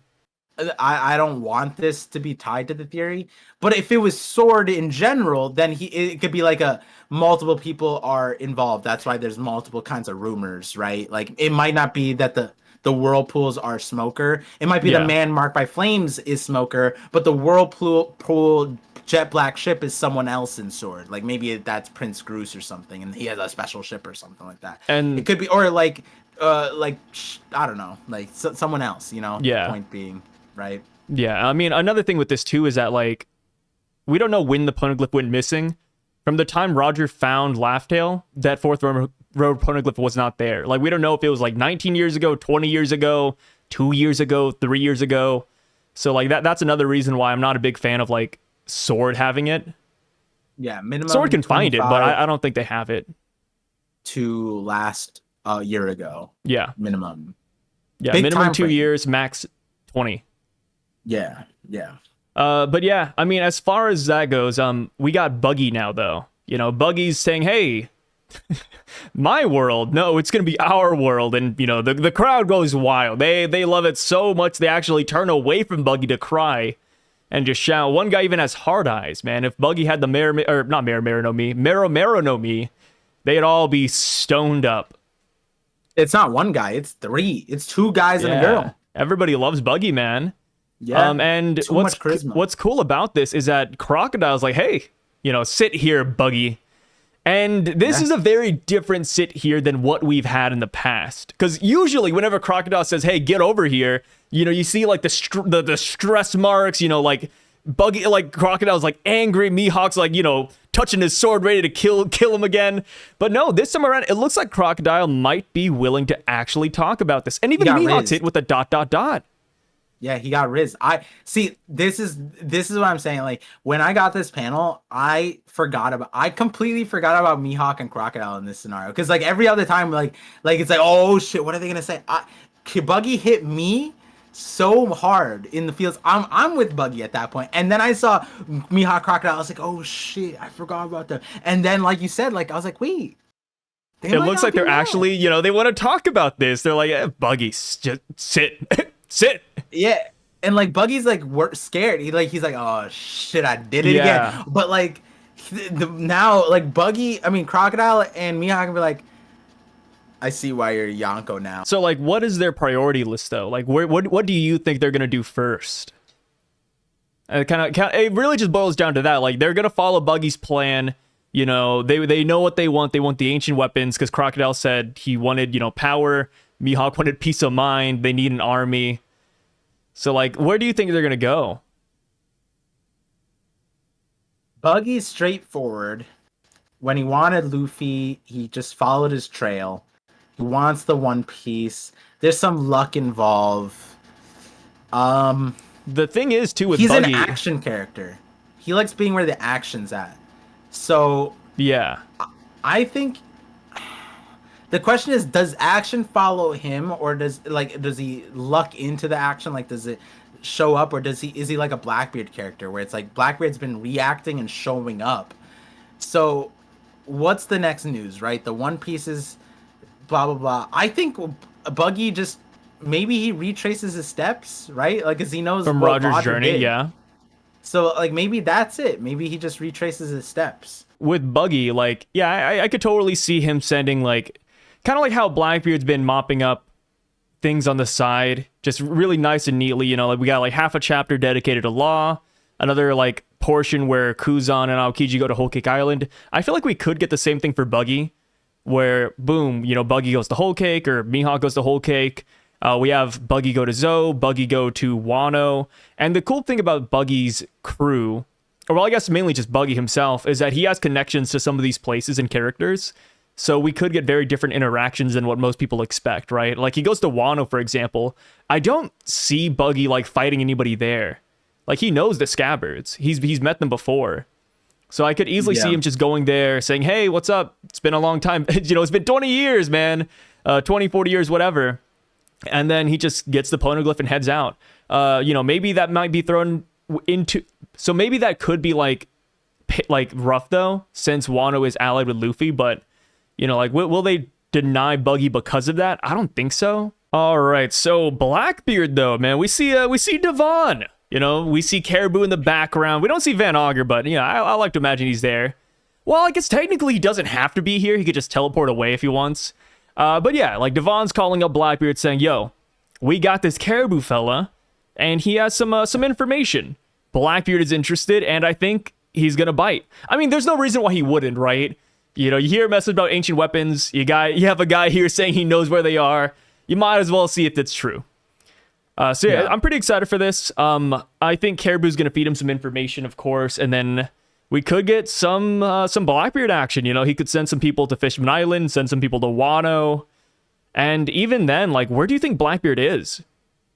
Do you think he's back home in Hachinosu, or do you think he's still missing? What's interesting about this interaction is that, like, he said, bring him to me. And I'm like, why didn't you just...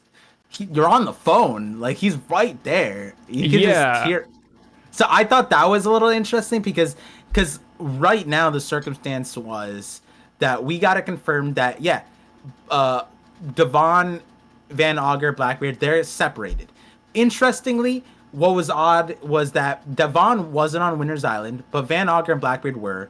Blackbeard weird pronunciation. Blackbeard was Van Auger separated from Blackbeard to go to Egghead Winter's Island, sort of like somehow in the middle of that whole interaction, they get the news like, oh yo, like there's a siege going on Egghead, Van Auger go, and then so Van Auger meets up with Devon, who wasn't on Winter's Island, leaves Blackbeard. Blackbeard has his ship or has something there, possibly with pudding, because unless Van Auger has pudding, I don't know. It's weird. So like that whole circumstance is interesting. But right now they're separated, and instead of hearing out Caribou over the phone, he says, "Bring him to me." And so does that mean that Van Auger and Devon are going to meet up Blackbeard on the route that Blackbeard's going to? Because you'd have to then wonder, it's like, has Blackbeard just been sitting on Winter's Island waiting for Van Auger to come back? That's why he's not on Hachinosu? Or was he going somewhere and on that way, because he can't like let time pass, he's trying to get there as fast as possible. He's saying, yo, Van Auger and Devon, you come meet me here, right? That's kind of where I'm at. But again, like in the video that I wrote, I was thinking like, do I have to change it? I don't have to change it. It's already sent to the editor. I don't have to change anything. But then I was like, it's kind of weird why I don't have to change anything. Because the reason why I don't have to change anything is because instead of Blackbeard hearing Caribou out over the phone, he's like, I'm gonna wait until you're with me because I'll put him down if it's a dud. And I'm like, wait, so how would you verify if it's a dud? So now it kind of sounds like not only so like a two-part thing, because if you want to dig a little deeper, but it's weird to say you're gonna dig a little deeper here, because in order to figure out if it's a dud, you'd have to verify it. In order to verify if what Caribou's saying is a dud, you'd have to go to Wano or you'd have to go to Fishman Island. And in order to verify if he's Shiroshi's an ancient like weapon, like you know what I mean, like it's weird about how do you verify if it's done? Either Blackbeard already knows about these things and he's just verifying, are you a liar or not, or he has to go to where Caribou's saying these things are and then verify whether they're real or not. And it's like Wano's is also weird because we didn't even see Pluton. It's underneath. You have to open up Wano, so it's like, how do you verify these things?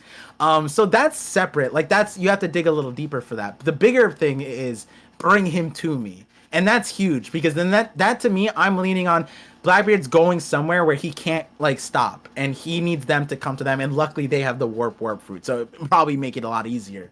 That's where I'm kind of at.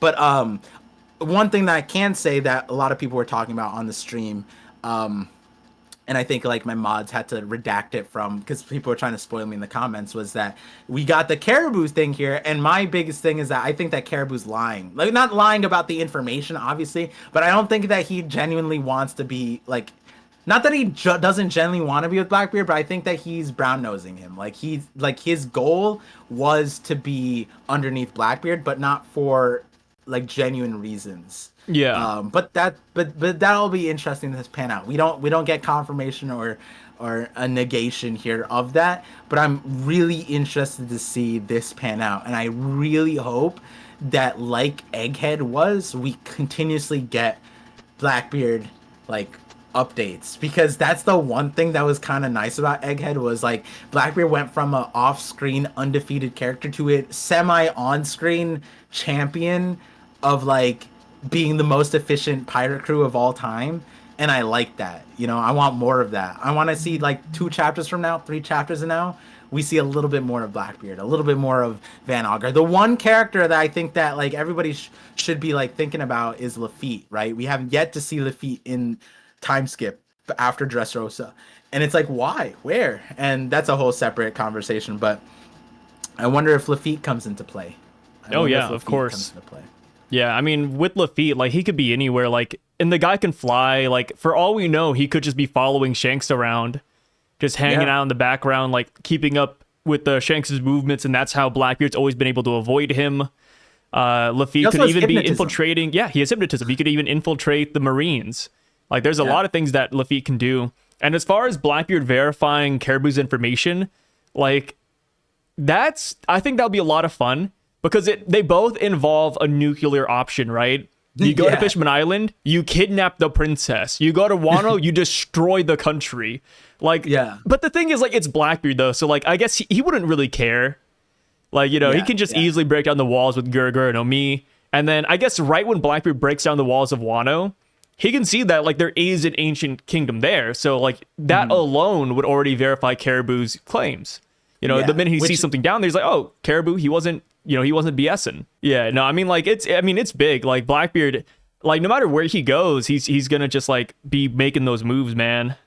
He is so cool. I just like again, like, the way Oda's positioned all the characters on this double spread, this is, like, so exciting. Like, this was one of my favorite pages of the chapter, obviously. But, there's just, the characters all feel so important. And they're all doing different things, and they're all completely different. You know, like I don't think a single character on this page has like an iota of overlap. You know what I mean? Yeah. Like, it's so crazy, and they're all apparently chasing after the same thing for all different reasons. And like, yeah, it's just I mean, the final saga, like, I think we're gonna keep on getting these updates too. I feel like there's more reasons to believe that we will than not. Like, especially with how Egghead Island's been so far. And now that we're on our way to Elbaf, you know how Oda usually does it, right? Like, the minute the Straw Hats travel from island to island, we get a lot of different updates. And this is, like, the Straw Hats just left Egghead. So I think we will get, like, a lot of updates from around the world. And not, like, reaction piece, but more so, like, big moves, like Cross Skill, like Blackbeard, like Sword, even Hachinosu. I think, like, one of the biggest updates, primarily, I guess, is like, you know, the fallout of whatever the Straw Hats had instigated. So like the shock that shocked the world, we could say it's the message. Obviously the message had like 19 different shocks for the world, right? Whether like, because like the message was like the resolution of the thing was what shocked the world. So like we don't know if that means something specific for Egghead still, but like if you just wanted to say that as a message, you could say that. There's nothing different there, right? We have seen reaction piece, so like in the past, it's like Doflamingo's taken down. We see the reaction of Dragon and like CP0 and like all these other characters. And then we see the bounty reactions, right? At this point, the bounty reactions it's not that they're stale, but it's like, oh, he went from 3 billion to like 10 billion because he killed, like, you know what I mean? Like this, it's like, okay, all right, whatever. But what I'm more interested about is like the Grand Fleet and like also how people perceive Luffy now. Right, because what we got was that he held Vegapunk hostage, and now Vegapunk died, and then the message is out there. But the message was also saying like, "Oh, whoever killed me, don't blame them." But also, the world government is hiding that we've been sinking, and they kind of nuked an entire country. So it's like now I want to know where people stand with Luffy, because prior to this, he's just a pirate, he's a Yonko, he's scary. His allies obviously love him. But now there's a whole new weight to it, right? Now it's a whole new, like it's kind of like how Vivi and Morgan's, right? Morgan's made up the headline like, oh, I'm going to spin it as Luffy's holding him hostage. And Vivi's like, that's stupid. Luffy would never do that. And then Luffy's like, I'm holding Vegapunk hostage. And Vivi's like, wait, what? You know, and it's like, and then like, obviously she's one of the characters that trust Luffy throughout it, no matter what. But what about the other characters, right? Like, what about the fleet? Is the fleet going to be like, yeah, bro, we down for this. Let's fuck shit up, baby. Like, you know what I mean? Like, some of the fleet members are like kings of their nation that are sinking. Like, do they go back? Like, what's the Hoppo Navy do? Do they go back to Kano Kingdom and save them? Like, what happens? What's the new dynamic now? Because now I'm imagining like, yeah, the fleet should be coming, right? Where is the fleet? How come the giants came to help Luffy and not the fleet, right? Like, I'm not harping on that, but I'm saying like now more than ever, the fleet reaction is going to be a huge run, right? Oh yeah. There's going to be a lot of different reactions, but that's what I want to know. Like, where do people stand on world government and Luffy and like Yonko and that kind of stuff? We're seeing all the people like, oh my God, the One Piece, but what about like the perspective, the perception? Right? Yeah, of Luffy primarily. Mm-hmm. Yeah, for me, I you know me, I'm a big villain guy. I would love to see updates on more Blackbeard, please, but also the Holy Knights. Like, we heard that they got deployed. You know, they're after the food source, and it's like, yo, I want to see what's going on with them. Like, I don't want to see all of them all at once, right? You know, save some for later, you know, save some for the imagination, but at least like one guy, like show us one Holy Knight messing up a town, bringing food back home to the CDs. I think that'd be pretty cool. And then, of course, Shanks. Like, I think we could get some Shanks action as well. Because we did see Shanks right when the Straw Hats left Wano. Right when Luffy got the bounty update, boom, we see Marco flying over with Shanks, and it's like, okay, that was pretty cool. Like, I feel like there's a lot of chances to meet different people, and I feel like we will meet pretty much everyone that we and a lot of people speculate, like, oh, like we're gonna meet Cross Guild some more. Oh, of course we will. Yeah, it's just a matter of like what's the order of them. I think that's what it kind of boils down to, and I'm really excited for it, man. The ending of arcs is always my favorite time in One Piece. Just seeing like what the world is up to. Yeah, the transition, man. The transition's so good. And then plus like the Straw Hats kind of chill on the ship and they get like little updates. Like Bonnie, for example. Bonnie still has to tell Luffy about Sabo, but will it just be information that we already know of, or does she have like more to tell Luffy than what we saw in the Reverie flashback, right? Yeah. And then and to add on to it, like number one post arc was Wano, not only because people ended up hating Wano, whether because they actually did, or as mob mentality, or it's because it did get stale or it was rushed. But we got Cross Guild reveal, crazy. We got Amazon Lily, Blackbeard, and then we got Leloucia getting nuked. Like what? Those 3 chapters were just like, huh? Like, it was a good week. It was a good week. Yeah. It was. We got so much motion. Like going into like when Egghead really started, which is like I would say like 1064. Like the Straw Hats were on Egghead, but like I think 1064, 1065. That's when like the main ship made it to the Labo phase, right? That's when I think that Egghead like really started. Up until then, like Luffy was still like moving and like going to like the destination, and then if you say it like that, then we also got Law's fight with Blackbeard. And it's like, yo, we're like in between now. I don't even know, but like you said, Holy Knights, I'm jumping.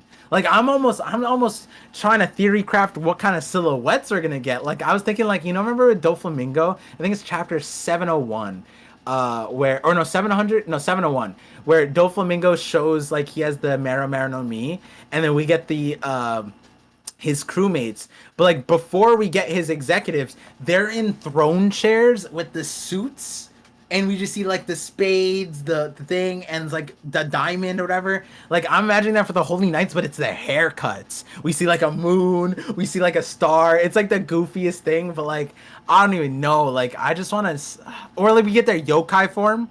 That would be sick. Like we don't even know like who they are, which one's for Garland. It's just like a werewolf or a vampire, like you think, right? Like, oh man. Yeah, it could be like we don't see the Holy Knights at all, and we just get descriptors from like the town they destroyed. They're like, oh, like what was that monster? Yeah, they're cleaning up.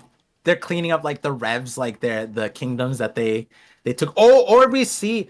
Oh, you know what? It'd be crazy because one thing that we did get was that 4 kingdoms of the Revs project, the 12 kingdoms that they tried to liberate, 4 of them failed.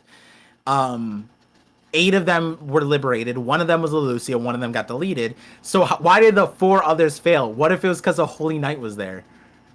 Yeah, it could be. The Holy Knights were already deployed. And that would be like kind of like in between Whole Cake Island and Reverie, where we saw like Leloucia. We saw the Revs taking over the kingdoms. Maybe we get something like that. That would be kind of crazy too. I would love that, dude.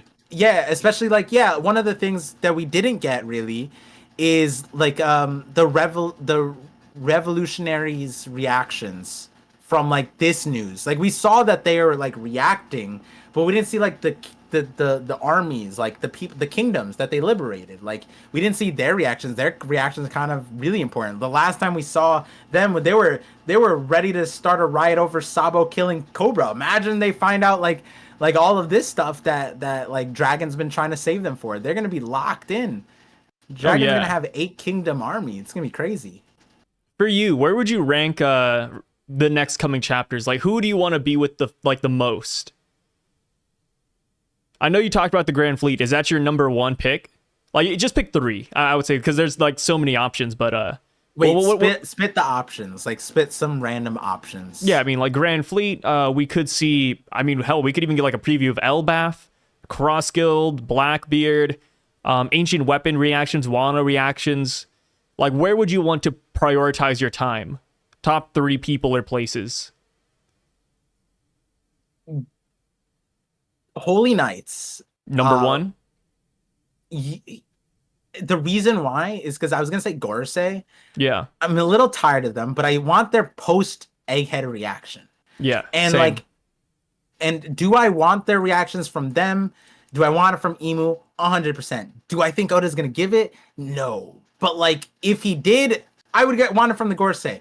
But if we got it from, we could get it from the Holy Knights too. If we got the Holy Knights, we could get the Reverie stuff. We could get the Revolutionary stuff. We could also get like, hey, Saturn, Venus said this, right? And like after Egghead, and so we could get a lot from the Holy Knights. So that's why I said Holy Knights first, because we couldn't get as much from the Gorosei. We could get very valuable information, but like Holy Knights, I like Holy Knights. Let's do a Holy Knights one.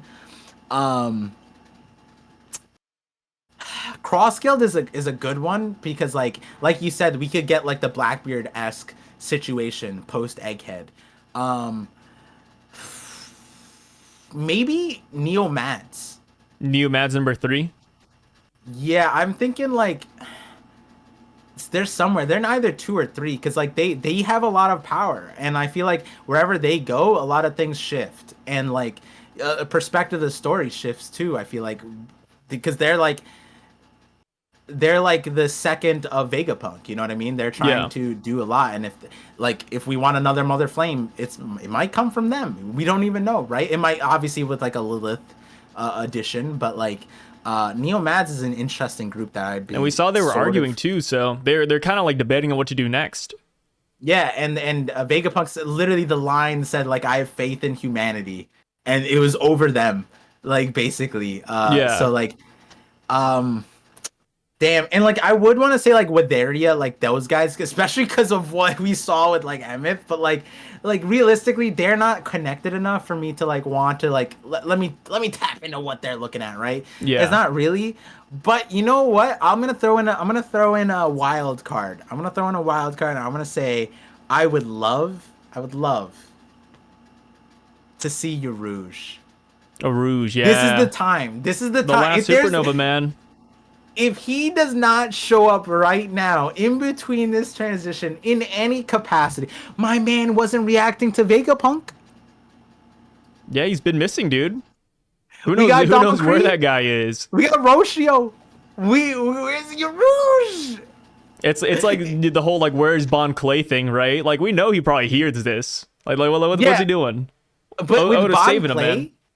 He's the most anticipated and like equally desired. You know what I mean? Like not only are we anticipating him, but we also desire, like we want Bon Clay to come back. Yeah. Rouge is that character where we anticipate him, but we could also all rationalize the reality that like Oda like actually just forgot or just doesn't care. And like if we end the series and Rouge doesn't come in, it'll go down as like, what were we gonna get from him anyways? You're Rouge, weird wing guy, big guy. What, he was praying for Kaido. What a weirdo. You know, the only thing about him is I wonder if the wiki's right and his residence is the balloon terminal, right? Because that would be crazy. I don't know. Get some Enel stuff. Interesting one. The only reason I'd want a Rouge personally is just to get Enel stuff. True. Oh yeah, he's connected to the moon, like in that scope. He's connected to the moon. He's a Birkin, or he has Birkin wings, you know. Yeah, Birkin lore. Yeah. Give us a Rouge so we can get Enel back into the story. Yeah, let's get you. Watch, we're gonna get your Rouge next chapter. That'd be crazy. My number 1 pick is Celestial Dragon dash Holy Knights. I think they're a lot of fun. Mm-hmm. I love the villains. Number 2, basic Cross Guild, and then number 3, I kind of want to go with Shanks. No, Kid-in-Law. I'd say Kid-in-Law. I want to see how they feel about all this news.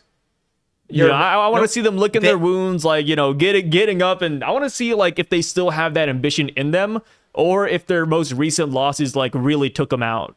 Wait, you think they heard the news? What if because of the situation they couldn't hear the news? I mean, we know for sure Beppo probably heard it though. Beppo's swimming. We Beppo's know. on land, Wait, when did we see him on land? right? We saw Beppo on land the last time we saw him. No, we didn't see the background. Remember, we didn't get any of the background there. Blackbeard and Beppo. I don't think we saw background.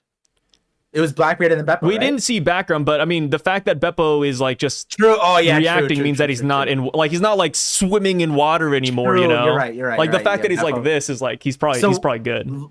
Law at minimum can hear from Beppo, but we don't know about Kid. Yeah, we don't know about might Kid. actually- Exactly. I mean, that's why I think it'll be a good update, right? Yeah. Like, You know what? Actually, I would like it if Kid didn't hear the news, because then he's like Luffy, where it's like Luffy, because like Luffy's the type of dude to be there and hear the news and still fall asleep. Yeah. You know? So like Kid being the same way, but like having a reason to not hear it, and then like still unironically chasing after the One Piece, that would kind of fit his character. I like that. You know what? You know, I'm not changing my list, but I really respect that. Yeah, that Law choice, and because Kid would be that's an a interesting really- one. Law Kid update. That would be on the heels of the anime killing Kid the way they did in the anime, like, cause they really killed him. Like if you thought that Kid died in the manga, Kid died like 8 times in the anime. Yeah, the anime because, like, did him crazy, dude. he died.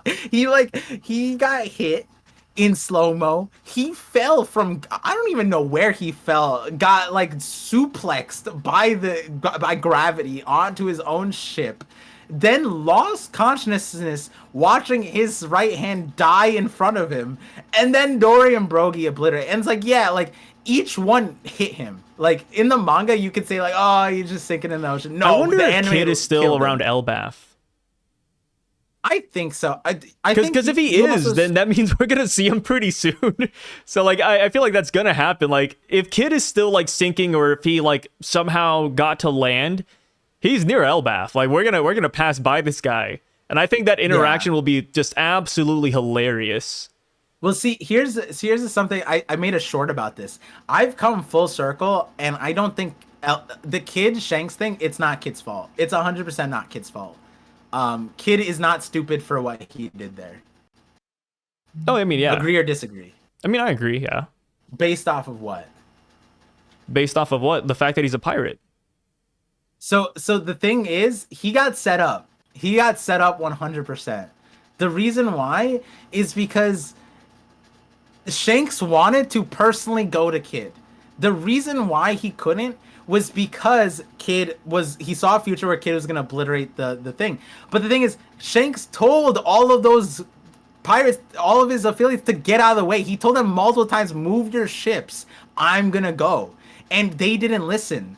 And the thing is, they also were, because we don't know if the message of the poneglyph thing actually got to him, because what Rockstar said that Kid attacked them, but on Kid's side, Kid's like, yo, they've been shooting at us, and they're not letting us approach the island, which Shanks was like, yo, I don't want a battlefield. And he says, I don't want a battlefield, I'm gonna go. They're like, no, what, we'll handle this. And like, hey, he's 3 billion, and he says 2 times move their ships, and it's Shanks' stupid ass weak friends that instigated the entire thing. If they just listened to Shanks, whether or not Kid gets obliterated, I think that those guys forced Shanks' hand in obliterating Kid, because Kid wouldn't have had to do the railgun thing if they just moved out of the way and just let Kid go there. What other island have we seen where there's a barricade that didn't let people go? Mocktown doesn't even do that. Pirate Island doesn't even do that. Like, the Navy ship just walked up and they didn't even shoot at the Navy ship before they got there, right? And like, yeah, Garp flew in, but that's for other reasons.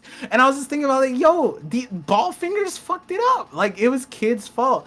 And ever since that, I was like, damn, I feel bad for Kid. He got done dirty and by then the story. The thing is too is like, you know, Kid being a pirate, like he's always just gonna fight people, right?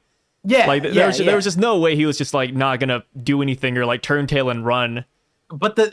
And my thing was, it's like, yeah, I think that he would have fought Shanks, but I don't think Shanks would have obliterated him, because Shanks just got angry that like he saw a future where his friends were dying, right? Like he envisioned a world where Kid like in the manga, it showed Dory and Brogy also getting obliterated. Like I don't know, I'm pretty sure it was them because it had like the horn hat and it like they're cut in half. And I'm like, God damn, like yeah, like obviously he's gonna do that. It's like the same thing of like what's it called? Lord of the Coast, right? Like Shanks isn't gonna defend himself, but like if you hurt his friends, he's gonna kill you, right?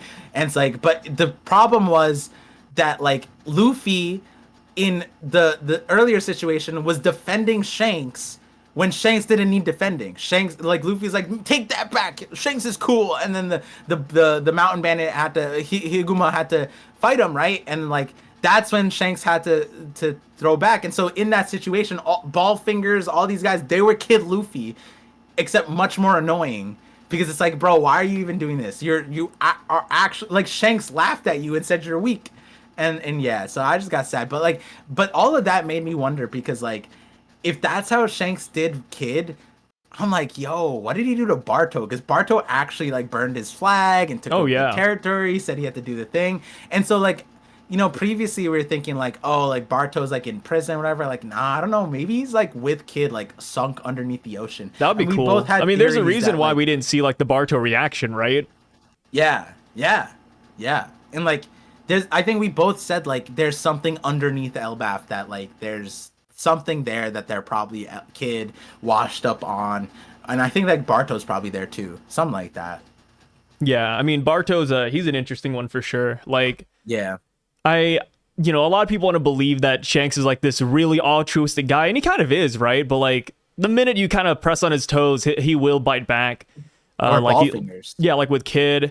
So I think Barto's going to be no exception. Yeah. So back to Egg Island though, man. We see we cut back and we immediately see Watkity slamming into Emth. The guy stood no chance. Like, dude, the snail stood no chance actually. One more hit and then the snail just kaput. He's dead. Oda showed us the X of the eyes, then it went to white, and then there was an explosion. Like he got hit with the triple threat. Yeah. The first Denden Mushi death in One Piece. From what I know. Rest in peace, man. And Oda really because like it's not this is the will of P. Explosion. Pell, Pedro, explosion. Except this time I think we know he went the way of Pedro, right? He's dead. He's gone for the count. We need to have a eulogy. If not for this snail, we wouldn't have learned so much. This snail told us more than 1,000 chapters of One Piece. It was a lot, man. Somebody like wrote all of Vegapunk's message into like a mega spread, and it's a lot of dialogue. This snail put in work. He really did. Got to give him the flowers. But like Watkity, the Gorosei, man, they're putting in work in this chapter too, just like the snail. We have Watkity attacking Emth. We have Venus coming back in the sky, about to chop down the Thousand Sunny. Little does he know the Thousand Sunny's made out of atom wood, so his blade would just break. But Zoro's there. He's ready to go. And then we also see that Jupiter is on his way to the giant ship. Jupiter gets bigger and bigger every chapter we see him, by the way. But it looks like Jupiter's about to fly off the coast and attack the giant ship. And that is when Emth stops and he has a little conversation with Luffy, right? He says, "Hey, I'm sorry, Joy Boy. I wanted to apologize to you, too. I knew there was no chance that he would still be alive. You looked just like him. It was nostalgic." And then he says the other reason why he wanted to apologize was for Joy Boy, because he failed to make him king. Mm-hmm. And that's a pretty hefty line, right? I failed to make him king. Yeah. And it's kind of cool that like the title of king transcends time. Rocksteady Zebek, king of the world. Blackbeard, he wants to be king as well. Luffy wants to be king of the pirates. And even back then, they wanted to be king. Of course, what does king mean to Joy Boy? I feel like that could be a bunch of different things, right? Luffy wants to be king of the pirates, but he just wants to be the freest guy out there. So I feel like Joy Boy is probably along the same lines. But then again, we also know that there were like kings like Emu back in the day. So maybe he actually did want to be a king of the world, but it's just in a different context. But like Emmet saying that he knows that it can't be Joy Boy, that he knows that he's definitely dead. It makes me wonder if Emmet witnessed the death, or he just came to that conclusion because it's 900 years later. I feel like we could look at that a couple of different ways, but Funny enough though, like seeing the panel of all the Gorosei attacking, like we got like the three of them like gearing up. We have Saturn as well in there too, and he's just like trying to regenerate. You can see like his legs are just kind of flopping around in the air. Yeah. Yeah, recipe Saturn. Saturn's I'm glad he stayed on the island. Give us some more Saturn. Yeah, I love Saturn. You know what? It's one of those things where like it's Saturn is so goofy. I'm starting to really like him. He's comedic relief. Everyone has to have that friend in that group, right? The one silly goofy guy. Yeah, Saturn's a little bit silly goofy. Yeah. He's the guy who gets you into fights, makes you laugh. Like he's all like, cause that's the situation, right? He ran up on Egghead. He took more than he could chew. He called all of the whole squad in just so that they all could get rocked. And then he's still the silly one. Like he couldn't even be Usopp. Like he's just so funny. He's just hilarious. He's like the Bonnie situation. Oh, Vice Admirals, you all shoot her because I'm too weak to squeeze her to death. Like and then let's not talk about when the giant poke. Oh wait, I have poison. I have disintegrating toxic waste, acid. Oh man, like forgot about that one. Oh, and now he's the one guy not attacking. He's just laying in the back, which I gotta say, I'm impressed that he's actually landed on land. Like I really did think he was gonna land in the water based on how they framed last chapter. Yeah. Because like when he got knocked away, you could only see water there, and then boom, he's on the island. It's like, all right, Oda, I see what you're doing here. You know, you're not gonna answer that question yet, huh? Maybe he's spiderwebbed. Yeah, maybe spiderwebbed to the island. Yeah, he uses booty. It's to prepare for what's to come. The one scripted part of this episode, maybe the only scripted part of any podcast, to prepare what's gonna come later. Can you give me your best impression of what kind of sound Saturn's making as he's regenerating, or like in this moment? There's no real like sound effect. I'm assuming it's just like something burning slightly. Okay, then what about Jupiter? Look at him. He's going wild. Oh, I think he's silent. You think? Oh, that's so much scarier. You're right. Yeah. Imagine Jupiter's like Corazon, like everything around him is just so silent. Like this giant worm's tackling you, and it's dead quiet. Oh my God, you're right. He's gliding with the wind. Which also, I gotta say, like, where's Jupiter coming from? Like when you look at that panel, like it looks like he's like falling from a sky island. Like that angle is insane. Worms can fly, didn't you know? Flame clouds. The flame clouds are carrying him. Yeah. Dude, like he looks like he got tossed. Like someone swung him around. He's like ah. But in this scenario, apparently he instigated this, right? Maybe that's a special mood. Like he puts himself into the ground halfway through, and he starts dangling his head in a tornado where it's like his backside is stuck in the ground, and then he keeps going until he flings himself. Yeah. Oh my God. That'd be nice. Good ability. Great ability. Dude, better ability. I feel like every time I look at Jupiter, he just gets bigger and bigger, man. That's so funny. Better and better. Yeah, better and better. Oh, dude, he's still my number one. One. I have to agree. In this panel, he has so like. My question is like, I'm not a pixel scaler, but like, you can't not pixel scale to it, and you have to take in the factorial of like the perspective and distance. But like, he swallows Kaido whole, right? Like Kaido would just go right. He'd throw him. Oh, 100%. I mean, if you look at that, Jupiter's like 100 times bigger than the 1,000 Sunny. Yeah, it's crazy. Like Jupiter's massive, man. It might be that like Kaido's drum dragon, like the flaming drum dragon, the final form, that might be the same size as Jupiter. I don't even think that. I think Jupiter's still bigger. No way. No, because that thing was huge. But like Kaido was like tiny in that thing. Remember? It was like a meme where he was like a Gundam character. We need Kaido in his dragon form. We need to stretch him out, and we need to stretch out Jupiter. Just put them side by side and see who's bigger. I'm curious now. I feel like Jupiter's bigger. He looks big. I feel like whenever I see Jupiter, he looks bigger. We need to measure. We need to measure all the snake-like, worm-like creatures in One Piece. Just everybody lay it out. Everybody lay out your worms. Luffy's arm and Bajrang gun is with it too. Which one is bigger? Yeah, the size of his fist. So So speaking of Luffy, though, the guy's like, "Hey, what is your name?" And Luffy just answers honestly. He's like, "Yeah, Monkey D. Luffy." Emeth hears the D, and then he just pulls the rope out, man. He pulls the rope out, unwinds it, and he says, "Thank you. Thank you for letting me hear that rhythm one more time." Hold on. He goes, he. Hey, Luffy. Yeah, the he's and the foo-foo-foos, man, like, it's kind of wild, but apparently Emeth is like a little kid, or he speaks like a little kid. I kind of imagine I imagine the voice actor to be like a Klabotterman, like the Mary Klabotterman. Hey, you hate that, but the other side of that is someone told me Doflamingo also laughs with the foo. Yeah, I could see that. It depends on like what they're saying too, right?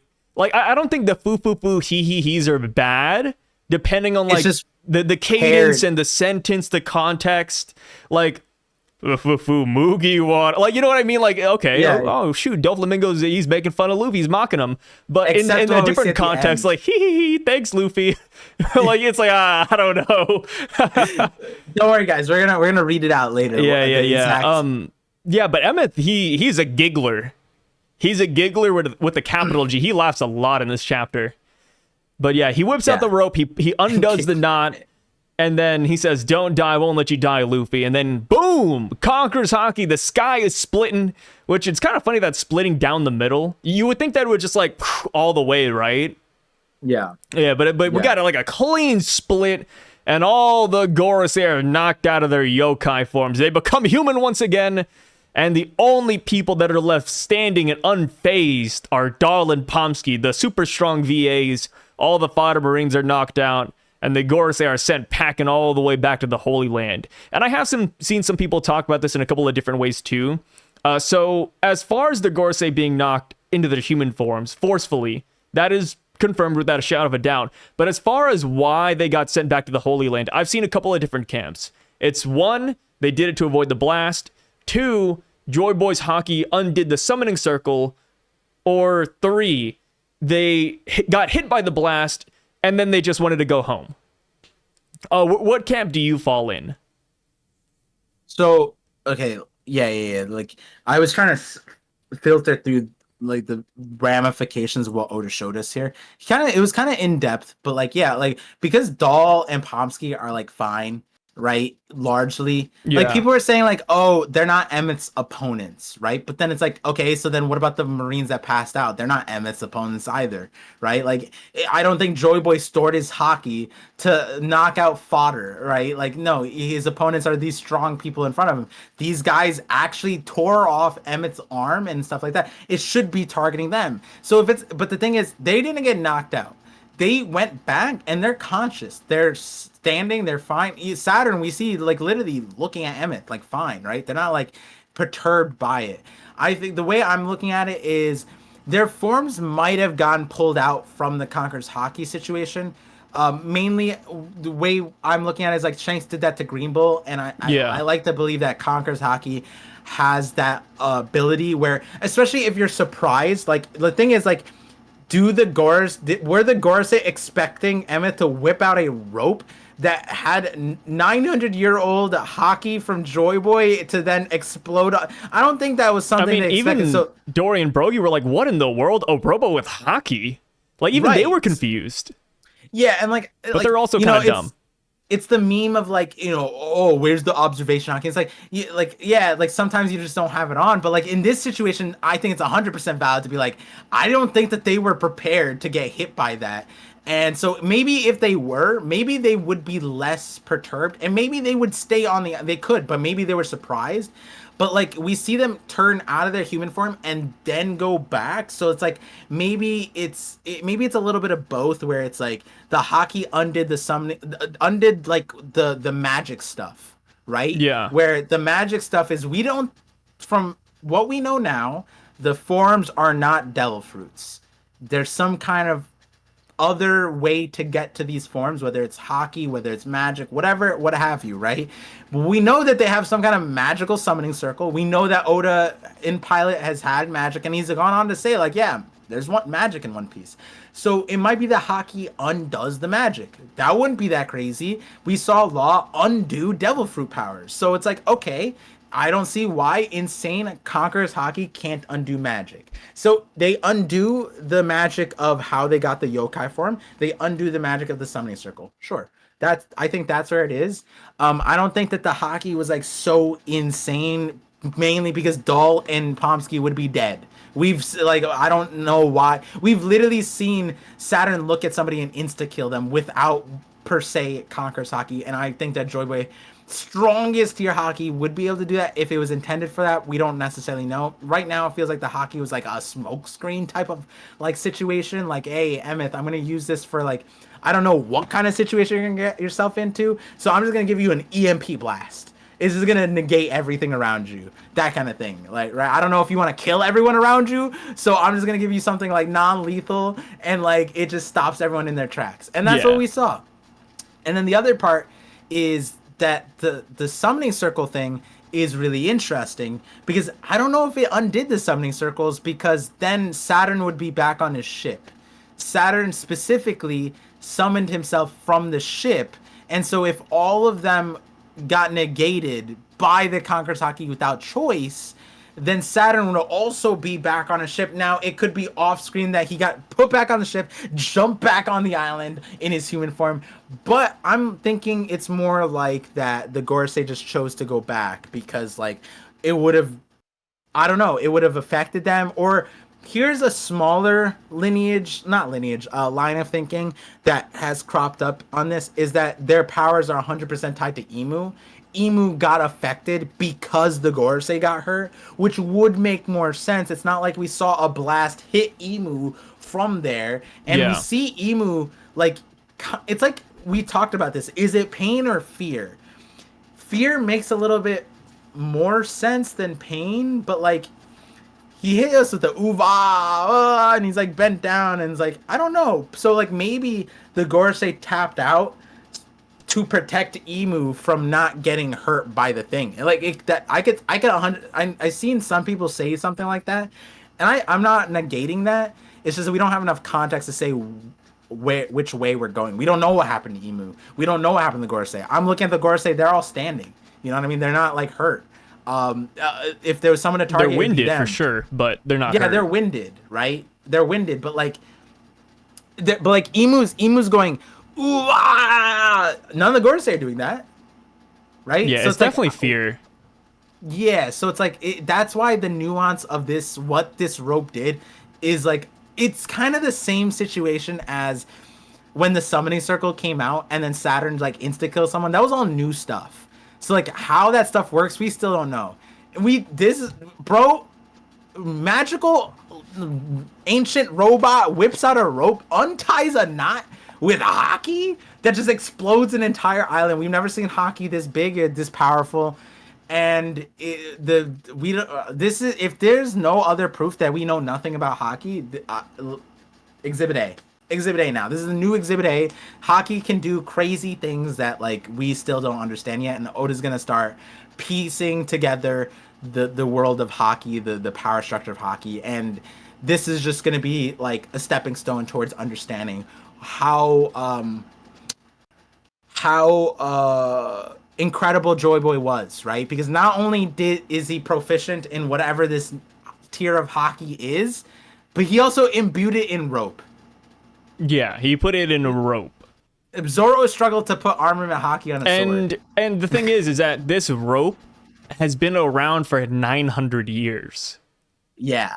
It's stale. The thing is, like, dude, imagine, like, we don't know how this works at all. I mean, it's literally something you buy at Home Depot, right? But the thing is that, like, there's a chance that this isn't even the Haki that Joyboy still put in. Like, maybe it deteriorated.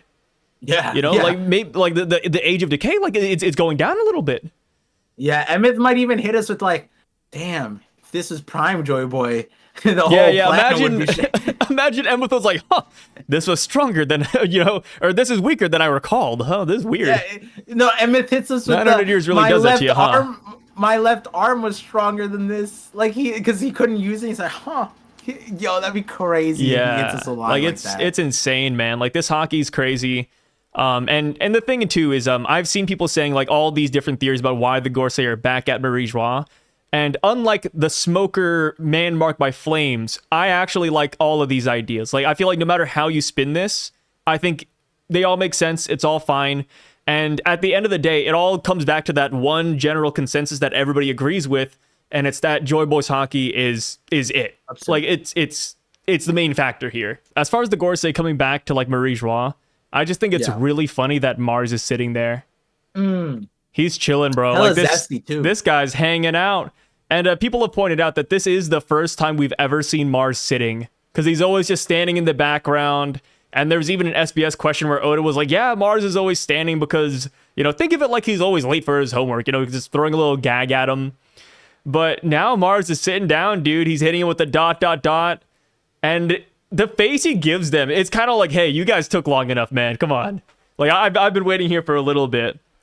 Yeah, he's looking at them like, you guys really failed. You guys are back here. It's kind of like, it's one of those things where it's just like, he looks like semi-disappointed, which is ironic because he didn't even get hit by Haki. He wasn't there for the Joyboy blast, man. Like, the thing for Mars, though, like, I don't think it's because of Luffy and Bonnie and Sanji's Haki, and I don't think that's the reason why Mars is back here. I think he simply just got flung so far away that he just teleported back home.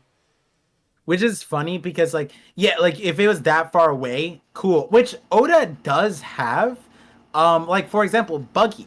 Buggy can only use his devil fruit within a bubble. Like, he made a joke, like, 72 barabaras or whatever, baribaris. And, like, he drew a bubble where, like, Buggy can't go out of if his feet are the epicenter, right? Because his feet have to be on the ground. So, like, he does have that, where it's like, there's a dome, and if he escapes it, it's gone, right? I would be glad if that's the case, because if he just quit because he was too far away, I'm like, that'd be kind of silly. Imagine Mars just, like, looks around, is like, I don't know where I'm at. Let's just go home. Yeah, because he's also, like, the fastest, right? He should be the fastest Gorosei. Since he flies, yeah. Like, imagine being slower than a worm, a boar, a spider. And I guess Venus is like the second, but like, he got flung away like what 3 chapters ago. So it's like he had a lot of time to fly back, but he was just like, yeah, I'm out of here, dude. Maybe you're right on the cooldown on the summoning circle, but like, because like I said this on stream. How hilarious will it be if we see them not spam, but in quick succession, or not even quick succession, but like chapter, they use the summoning circle like multiple times. Like we see him like transport to Mare Joie, but then go to a battlefield, then come back, and then we're like, yo, he could have teleported back there again. Come on. Maybe he just had faith in the boys. Maybe it was like his telly time. Like his soap operas were playing. He wanted to come back home and just watch it real quick. He didn't expect the boys to lose. And I just love that he's sitting there, man. Like, he looks so perturbed. He just looks like that one guy, like, you're playing, like, Search and Destroy on Call of Duty. Like, the guy loses in the squad, and he has to, like, spectate. Wait, you play Call of Duty? Oh, yeah, I played, like, almost every Call of Duty except for the last one. Ah, shit. And I already pre-ordered the newest one. I'm a Call of Duty fan. One? What's up? Ooh, wait. I'll get it when you get it. Yeah, Black Ops 6, yeah. Yeah. Let's do it. Let's run it. Yeah, I'm down, dude. Already pre-ordered. Wait, when does it come out? I think same day as always, or same time-ish. I don't know what that is. Every Call of Duty game always drops like early November. That's been like their thing for like the past 10 years, I think. All right, so we'll run it. Black Ops 6 release date. No, I'm so bad. October 25th. Oh, sooner. Oh, wow. Yeah, even sooner. Wow, I'm so off on that one. But yeah. Damn. Oh, we'll do a special Halloween stream. Yeah. Yeah. Yeah, we just play zombies. Done. Yeah, the psyop. Yeah, the psyop. But the Gorosei, man, like when we see Emu like drop to their knees and scream, I feel like that lends a lot more like points towards the thought that Emu is connected to the Gorosei. Like the Gorosei felt it, the powers are connected, boom, it hits Emu. It's like stubbing your toe, right? And that nerve, it sends it across your whole body. Yeah, it's like I could still see them not being connected, but then the way that would be that what Emu sensed Joy Boy's Haki, which that's not that crazy. It's just Yeah. like to have this reaction because you sense Joy Boy's Haki is a little wild. You know what I mean? Versus having this reaction from stubbing your toe because your like soul is connected to the Gorosei by some nature, whether it be magic imbuement, whether you put your Haki into them and then your Haki got negated by his Haki, then then we're like, okay, all right, that makes sense, right? But like that's where it's a little interesting because it's like I could see it either way and we won't know for a while, right? I'm almost concerned with how many times we've been seeing Emu's face. Like Yeah, we're just seeing the same silhouette over and over, just two eyes. Yeah, two eyes, and we're seeing a lot of emotion, honestly. He's in fear or whatever, and we don't even know why. Is it because of the Gorosei or is it because Joy Boy's Haki reached Mary Joie? But then also, how about this? More important than Emu, I know that you're very pertinent on that the attendant that Emu has. Like last time we talked about it, you were saying like that's probably a holy knight. Do you think that this is a holy knight here? Yeah. Interesting. Do you think that one of the shape of this knights? person is the same. The shape of this holy knight, or whoever this is, attendant, it's the same shape we saw back in the flower room during the reverie too. Damn, you've been keeping track of the shapes like that? Yeah, I was kind of surprised that not a lot of people remember this character. I mean, like, you're being really liberal with the word character. There's no name, there's no... Yeah, no, I mean, it's like Emu, right? We just have like a blackened silhouette. Bro, at least it has eyes. At least we know it can sit. We don't even know if this thing can sit. We don't know if it's an They took a animal. knee the other time. Did you see the action? Are you based off of our human perspective of anatomy? Is it a knee or do you know? They took a fat knee, brother. What if we find out that What, that this person has no leg. knees? No, their long leg. Do you like them less? I would say so, yeah. Like, why would they exist in the Holy Land? Yo, the anime made it look like Emu had long arms. Like double jointed arms. I remember when they did the Lucia scene and when they did that weird pan around Emu, and then like they had like white gloves or something. The way the arm was, it looked like it was like double, like the long arm. I was like, I didn't say ew, but I was like, yeah, nobody likes long arm, long leg people, man. As far as the attendant goes, I'm really curious to see what they're wearing, because it looks like they're wearing like a nun robe, huh? yeah. Like just the way it's cut off in the middle. It's probably simple. It's probably Asta's mom or whatever. Oh, you didn't watch Black Clover. Not mom, sister, sorry. Oh no, I'm caught up with Black Clover. Oh, caught up. Wait, Yeah. I thought you didn't like Black Clover. Well, I don't think the plot's that good. I don't like a lot of characters. I don't like how they don't kill a lot of people off, but I still catch up with it. I enjoy it. Damn, I should read the manga. Should I read the manga? I'm just anime. The anime is gonna continue, so I say just continue with the anime. All right. Yeah. Yeah. I like the fights. Yeah, but I mean, Fun. as far as like the whole like Emu situation goes, I feel like the reason they're huffing and puffing is just like it's that PTSD, you know. Like I feel like Joy Boy's it was their greatest threat. You know, they took down Joy Boy, they ruled the world for 900 years, and now just sensing that Haki again, sensing that threat to power. I understand why they're shaking a little bit. I think they do lose a little bit of aura. Like, it's not like the best, you know, it's not the best optics for a final villain. Somebody said, oh, but like, you know, Muzan did the same thing. And, you know, he was also shaken when he like got like when he saw Tanjiro and he saw those earrings. And it's like, yeah, but like Muzan didn't look good there either, to be fair. Like, they can go on and still be like a really crazy villain and have that presence. But in the moment, it's like, you know, like, yeah, but also better. Muzan got angry and killed someone instantly when he saw the earrings, right? Like, wasn't his thing like he saw the earrings, he freaked out a little bit, but then he just like whoosh, killed somebody, turned them into a demon to fight them, and then he left, right? Yeah, you know what? That is better. Yeah. I think it'd be cool. Imagine if Emu got upset here, like, Joy Boy! And then all the flowers around them died. I think that'd be pretty cool.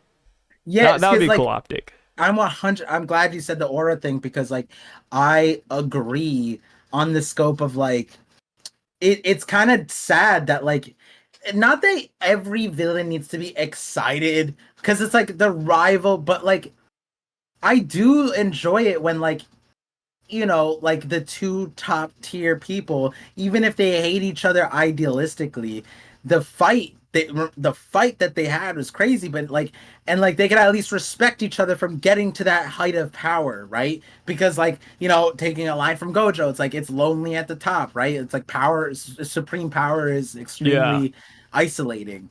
And so like Emu's been there for 900 years and apparently has like it doesn't feel like they earned it almost like it feels like Joy Boy Yeah. would have like And clocked their ass and, like and and the thing is, like, this is all subjective, right? Like, I'm sure people have like different opinions on this emu scene and how they feel about it. But I yeah agree with you. Like, when you think about other animes and typically what I enjoy, it's like, like, oh, like Joy Boy, like, ooh, like it would have been great if like instead they have a very different reaction, like a little grin or something. Or like, reminiscent yeah on the good old fight. But no, they're just scared of him, dude. yeah and like the fear thing and pain thing because like that's where I think it's fear but I would prefer if it's pain, which is why I like the idea that he got hurt from the Gorosei as an extension, right?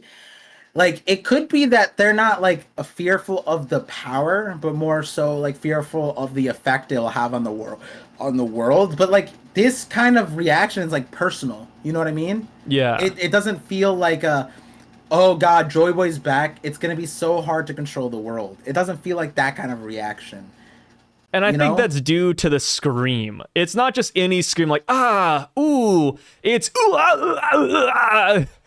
Like Yeah, that is yeah, what we get from Emu here. And it's like, damn, dude. And then the huff and it's puff, which I don't know. And then plus it yeah, looks even sillier because they're still silhouetted. So we have yeah, this like rotund figure just shaking. it could be like damn it, you know what I mean? Like if they scream like damn it all, like whatever, because then it makes their life super hard, right? It could have a similar thematically similar like reaction to that here because it's Yeah. anger, it's fear a little bit, like what's to come, but that's not what we got, right? And the other side of it is like the ooh like thing. It's like I was trying to think of like how could this personally pain them, and like maybe they need it because like Saturn was running experiments, maybe they were trying to get a Joy Boy on their side or something like that, but now they can't. So like maybe there was some kind of personal thing that they needed, like maybe they like people are on the whole vessel thing, right? So maybe now that Joy Boy's here, Emu loses out in a vessel. I don't know. Or maybe like I don't know, maybe Joy Boy's Haki is tied to Emu. It could be something intrinsic like that, right? Like here's like a super far off theory, but like I've thought about this because of like my shadows theory. Huge thing was like, oh, like what if Emu was like Joy Boy's shadow, and like they just persisted and they were just like your shadow's supposed to follow you. That's what Moria taught us. But what if Joy Boy's shadow rebelled against him?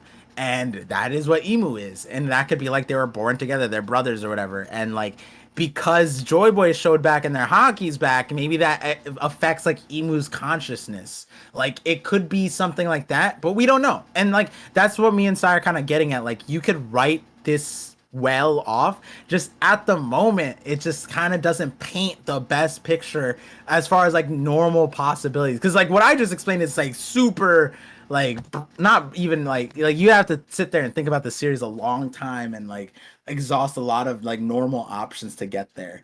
um but yeah, it's kind of like because like another thing, another other reaction would be like so it's like if we stub our toe, right? Like imagine if we were just like a little bit steroided, right? Just a little bit of roid rage comes out, right? We stub our toe, and some people like get angry at what hit them or what hurt them, and like bang on it, you know what I mean, or break it. It doesn't even seem like Emu wants revenge. If it's the fact that the Gorosei got hurt as a proxy and Emu got hurt, we don't even see like I'll get you back for that Joy Boy. We don't even see that. You know what I mean? Like Not we don't even even like see a like a little it's Joy Boy, huh? Or is he or he could have hit him with the he's still meddling 900 years later. you Like, know nah, what? dude. you know what? This is like it's kind of like the Green Bull thing. And you know why I'm saying that? I'm not saying that. I'm not saying Emu's Green Bull, and that's what I'm saying. But I just thought of like the one thing that would have made us give Green Bull a lot of clout back return is if we saw him retaliate with Haki. So in this moment, imagine Emu senses Joyboy's Haki, and then we just zoom out of Maradraw and we just see a giant lightning, right? Like just rage. But like even this fear, even this rage, we see Luffy laughing in Gear 5 and Haki's blasting through Onigashima, hitting people left and right, knocking them out, breaking ceiling, and like Joy Boy just Joy Boy Imagine if it was and then we just see uninhibited Haki coming out, and the Gorosei like, oh fuck, oh shit, bro, it's gonna go down. Like that would have been way different. Even if Emu had fear, if they had a Haki blast like that, I think we would be like aura, or that's crazy, right? Oh yeah, I mean, I totally agree. Yeah, damn. Hockey blast. I didn't even. Ooh, that would. But this is the Joy, or not Joy Boy. This is the Emu that Oda wants to portray. So I feel like this is probably just telling on what happened back then. I don't know, right? Like there's a lot of different ways you can read Emu's scene here. People are gonna use this. They're gonna say this is gonna probably be used number one defense as Blackbeard is the final villain. That's so hard. I mean, I know. Well, there's like 1,000 people out there, so there's always gonna be people that only spin that. Yeah. But yeah. I see both sides of the aisle here. I don't think this makes Emu look weak, but I feel like from a character standpoint, it makes him look a little bit weak. Yeah. Like power wise, no, I think he's still gonna be up there, but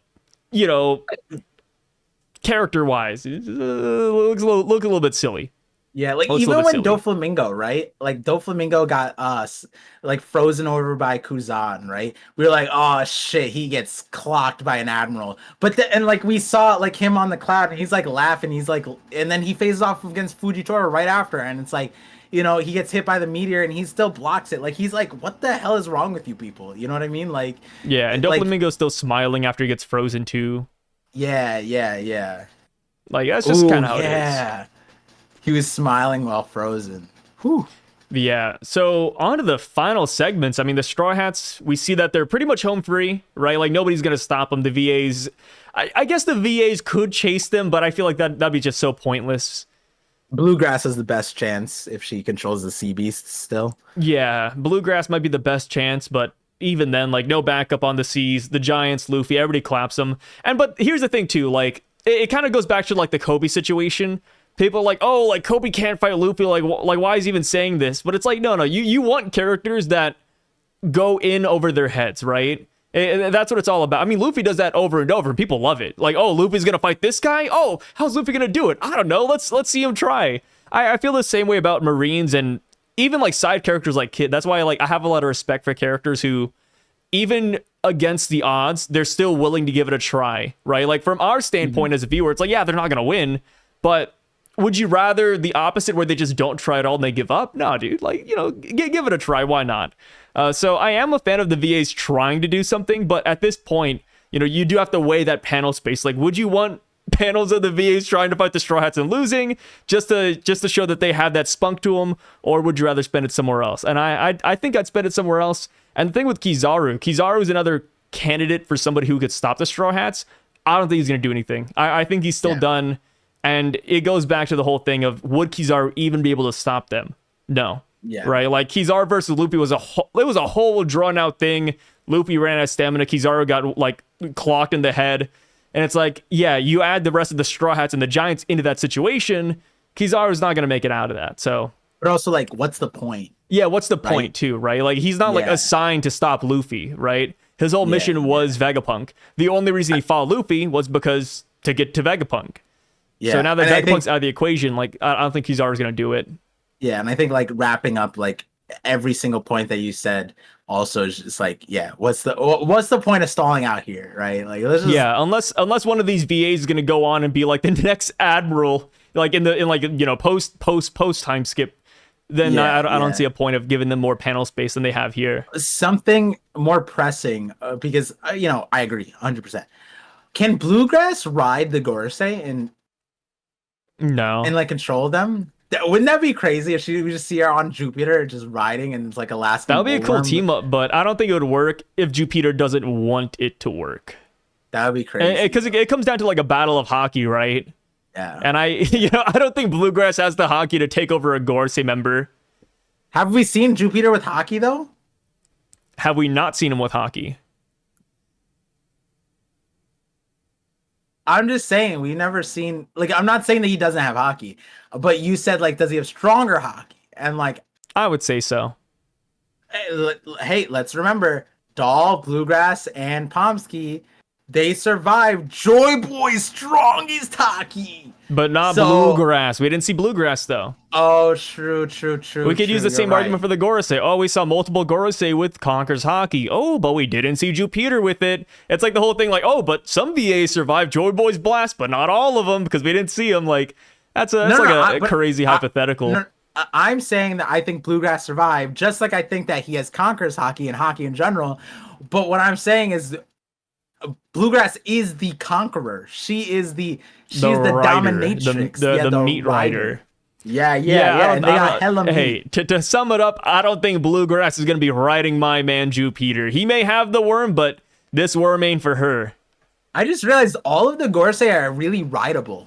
Like one's a centaur. Oh yeah, even they're the just bull. massive too, right? Yeah, the bull. No, but like they're rideable animals. Like, but I think the warthog is like the one that like people ride the least in like fiction. But like worms, whichever version of it, like people ride worms. SpongeBob did that.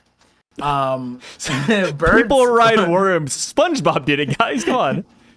I love that. Just SpongeBob is the prime example. Yeah, what do you mean? He's the generational hero. Come on, he's the closest thing to Joyboy. No. SpongeBob? Yeah. I would say. No, I'd say Jerry from Tom and Jerry. All right, I mean like Jerry, but he's like a little mouse that like we've never seen SpongeBob hurt.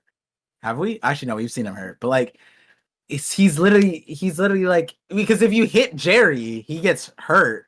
He got the gear 3, but if you clock him, he's hurt. SpongeBob, you remember when they Gatlinged him? His bully Gatling. Well, not SpongeBob. Luffy still feels damage. Like, like whenever he gets clocked, he has like the little birds floating around him. SpongeBob hasn't done that, but Jerry has. Okay. Yeah. We need to have SpongeBob versus Jerry versus Luffy. I'm sure there's like a death battle out there somewhere.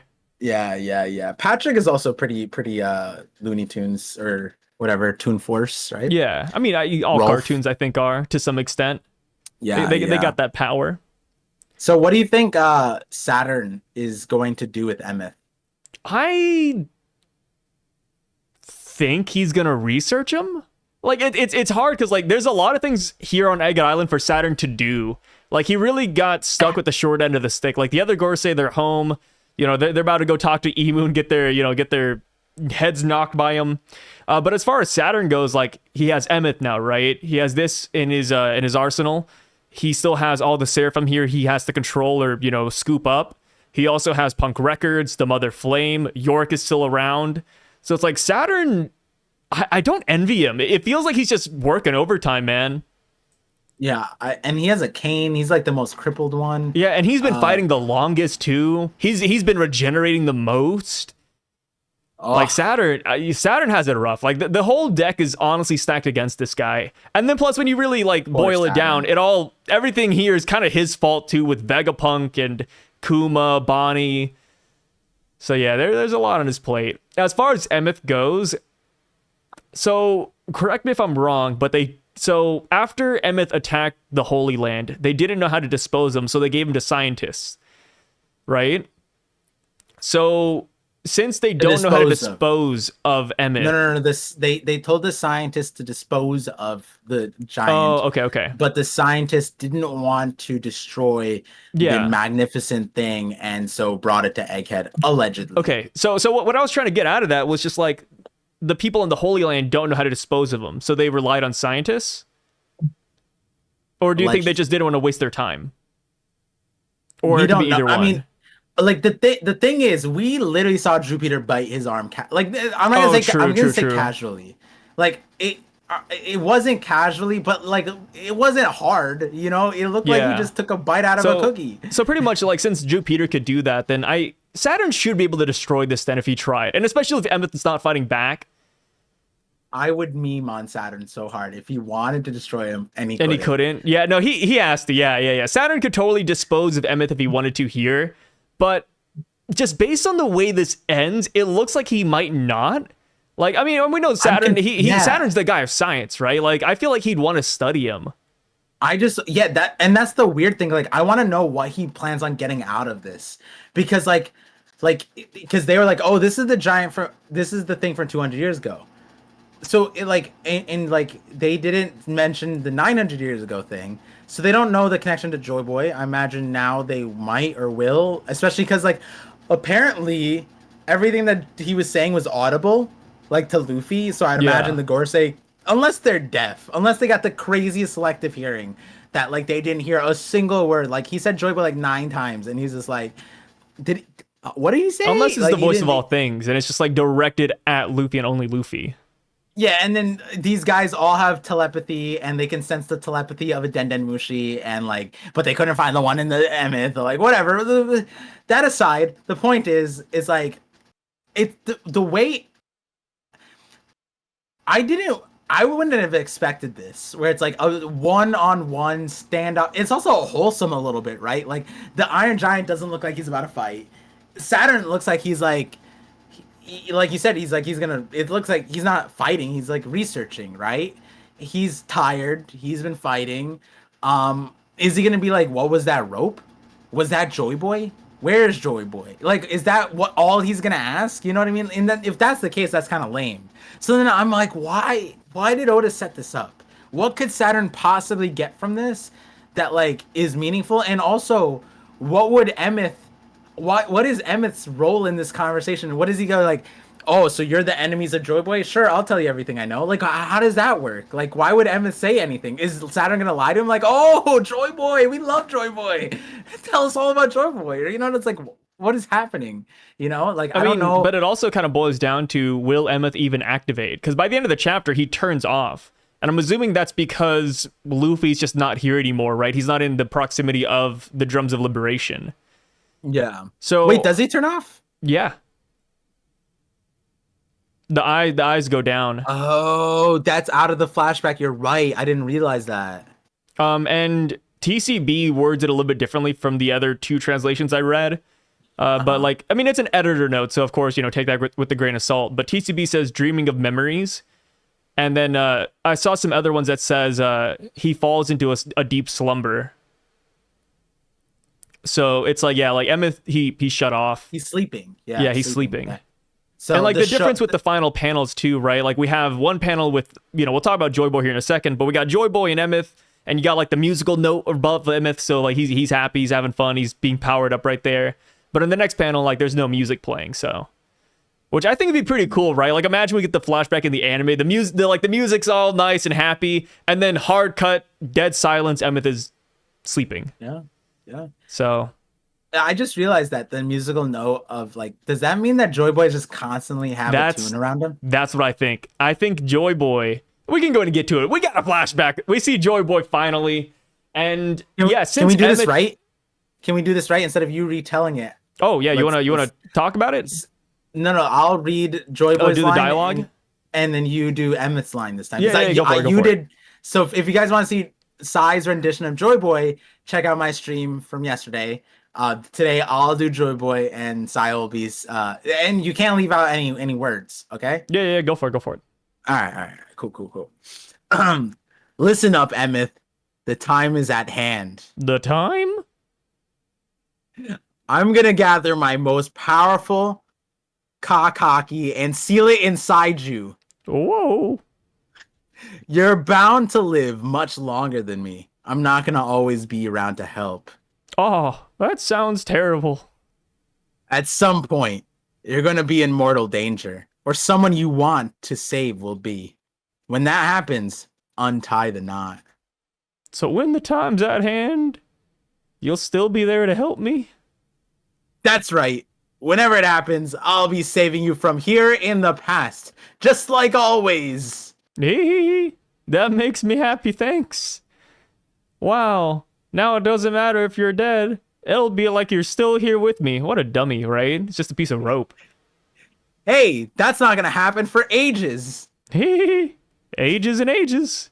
I hope I don't get lonely. And then that's the end of the chapter. And also imagine like music's playing in the background because you see the musical notes. Yeah, It's crazy. Like Joyboy's not in Sun God Nika mode here, which we know he has because we saw the other silhouette of him. But it's like, yo, like, so is his heartbeat just constantly audible then? And if so, I feel like that might be Luffy's next upgrade. That's cursed, but also like I'm pretty sure that's a medical condition. Like they ask you if your heart's beating out of your chest, and if so, they need to give you like they need to give you heart medication. Here's lymphoma. That's not even. What did you just say? Lymphoma? Oh, I said lymphoma. Lymphoma? What's lymphoma? I don't know, dude. It sounds right though, right? No. Lymphoma. You should have said synthoma, like some like synth. Yeah. Some made up synthoma. Yeah. Cynthius. Yeah. So here's the major question: is Joyboy and Emth romantically involved? No. All right. But the dialogue is a little bit silly. I will admit, especially when you put the, you know, like when you consider that the most powerful Haki is the cock Haki, like what Conqueror's coding or coding of Conquerors. Yeah. And we know that Oda probably knows it because that Sanji book thing there, he was like, I wonder why you put CMC there. It's kind of funny. Yeah. But so a couple of things here. You know, we gotta talk about Emmett's design, where they're at, and Joyboy. Which one do you want to start with first? Where is the wind tugging you, fellow? Wait, what are we talking about first? So I'm giving you a choice. It's a spreadsheet here. We got Emeth on one end, we have Joyboy on another, and then we have location dash what Joyboy is standing on as the third and final topic. Which one do you want to tackle first? Let's get Emeth out of the way. Emeth is least interesting. Yeah, right? Let's knock out this bozo. So he's wearing what seems to be, so Par sees Frankie family clothing. I see giant Elbaf clothing, but we're both not blind, and we see the X on the forearms. So I will spin my tale about the giant clothing first. I think for the record, I see the giant clothing too. I for the record. Okay. Oh, all right. So for the giant clothing, I see it because he has like the fur on the top and the bottom, and that is what like Buggy has. If you go and look at him, he's got like the fur, he's got like the leather, he's also got like the strap. So that's why I see giant clothing. But Par sees Frankie. Go for it. I see the Frankie clothing because you look at the Frankie family; they're wearing a very similar thing with the same dark shading as we see here. Whereas if we go to like Dory, Oda doesn't shade that outfit the same way, but the fur, the main thing is the fur. That fur is the one and the same as the Viking thing. So it might be the same, but then also the Frankie family, because Oda gives us the shot of the bottom of Emeth and it's very round. And you look at the Kairiki destroyers that Oda created for the Frankie family, they're the same butt shape. Now, the other part of it is that Emeth is, like, I hate to bring it up. Not only is it giant, but I don't know if you guys noticed, he's a robot.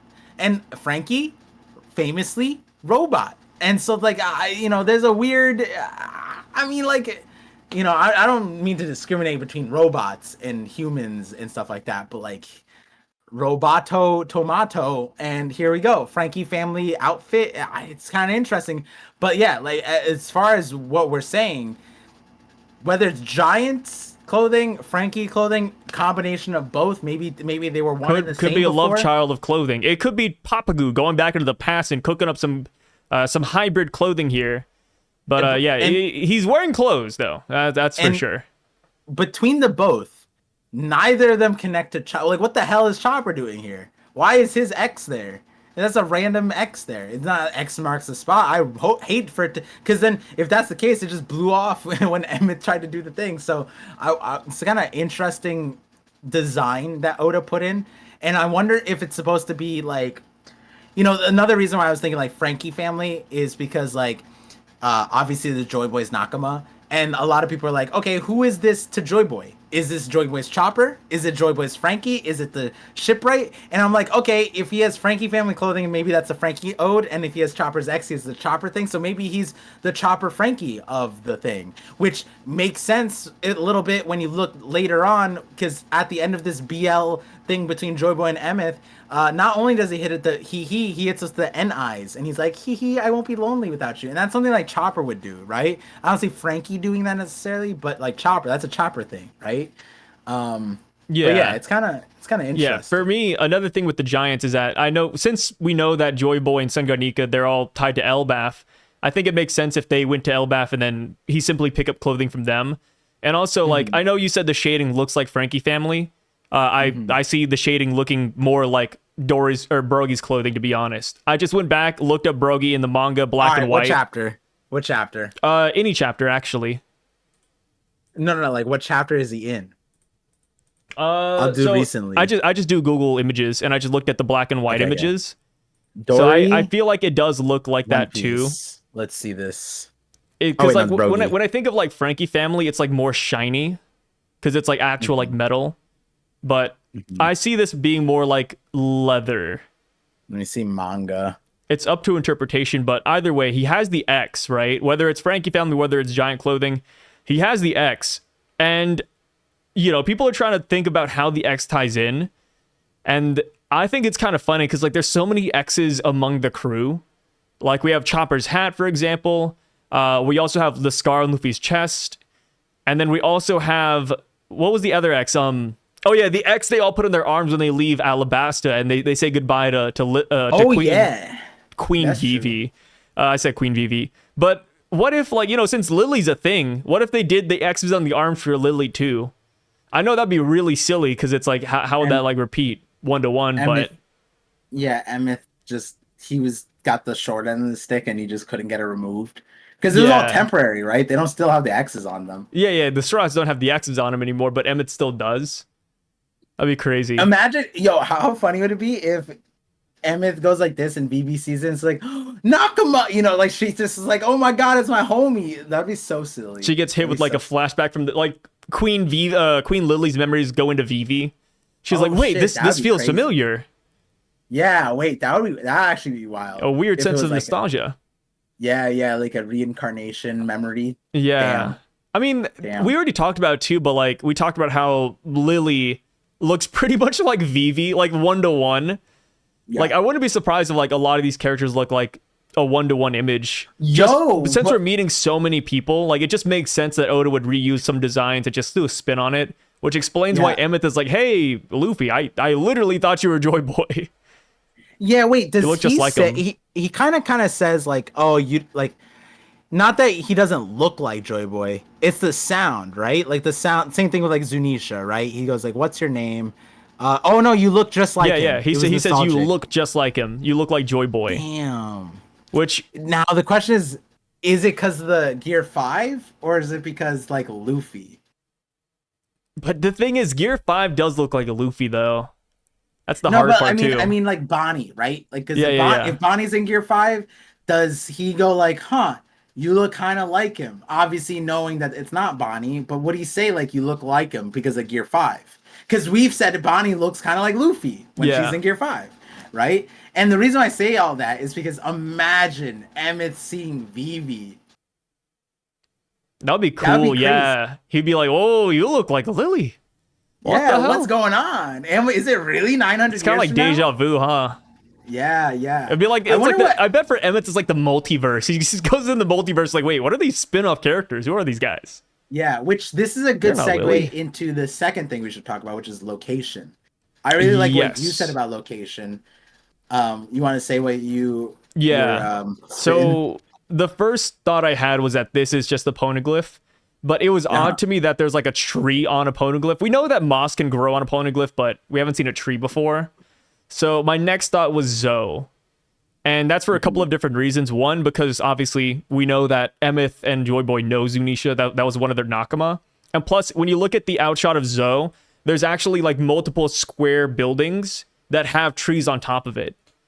Mhm. So it would make sense that they were there at one point. I mean, we know the whale tree has a weird voice coming out of it, or it gives off like a weird feeling. Yeah. And then we know that Zoe somehow ended up on Zunisha's back.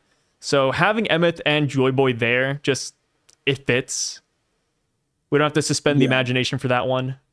Yeah, which is the reason why I was saying segue is because like, damn, like, because like if this is the last place that Emeth saw Joy Boy and it's Zunisha, Emeth, I would like it for Emeth to be with Zunisha. The two, like, I don't want to say useless, but like the two like lost Joy Boy Nakama that are just like, what are they doing? Like we don't even we still don't know what Emeth was doing with Marriage Wall.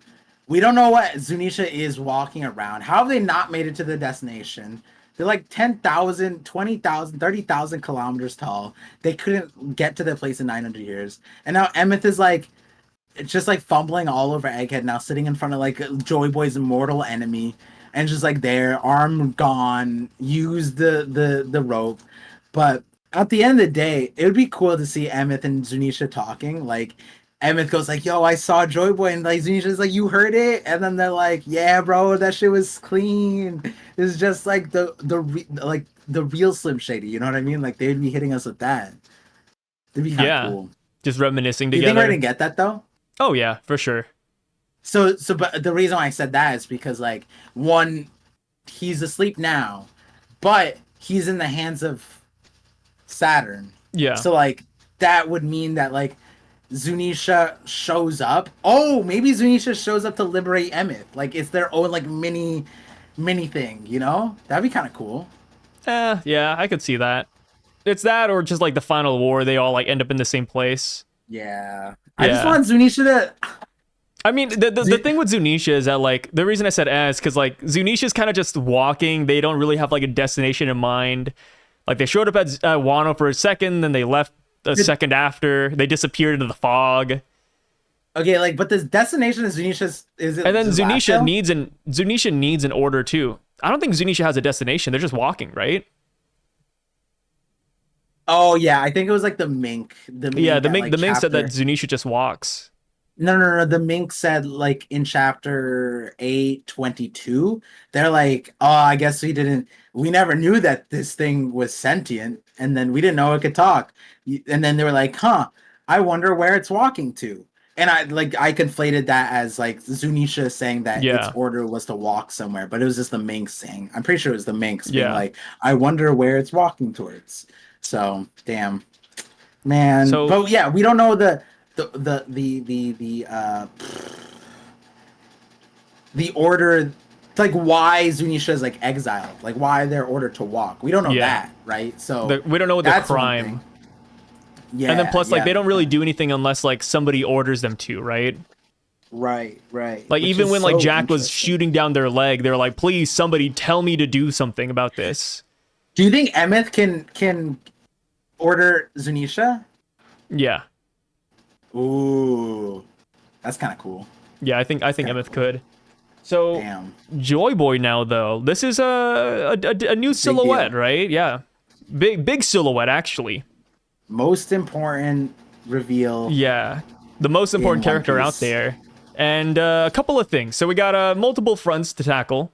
First up, we got the peg leg missing arm thought train. So if you guys look at the final panel, some people believe that Joy Boy has a peg leg and has a, not hook for an arm because it's not a hook, but like a claw arm. Wrench. People were saying wrench. Yeah, wrench. Okay, wrench. And personally, I could see the peg leg. I don't want to. And then for the claw arm, I also push back on that because of like the perspective, just the way he's doing it. It kind of feels like that's just how it would look if Oda were to draw it.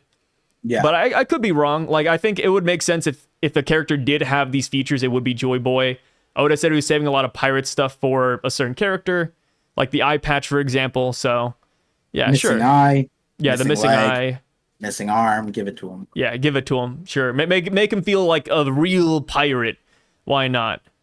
So where do you fall on, like, the peg leg stuff? The arm I don't see, the leg I do see, but I'm also like, if that leg, if we're saying that about the arm, I could see the leg being normal, and then Yeah. but if it is pegged, then I could see the front leg also being a peg, like, and then it's just double, like.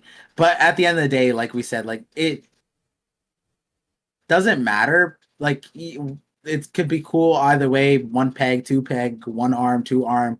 Like there's a lot of narrative stuff that you could do with missing an arm tied to Shanks, missing a leg tied to like Shiki, like I don't know, or Kuzan or something like that, right? Missing an eye, we know that would have been saving it. If it's all three, then there's like That's a lot. Yeah, but also there's a not character. There's a historical person that actually personally went to like their battlefield, and there's like a statue. And the person was telling me, I was like, this guy's a crazy and I was like, he like this guy.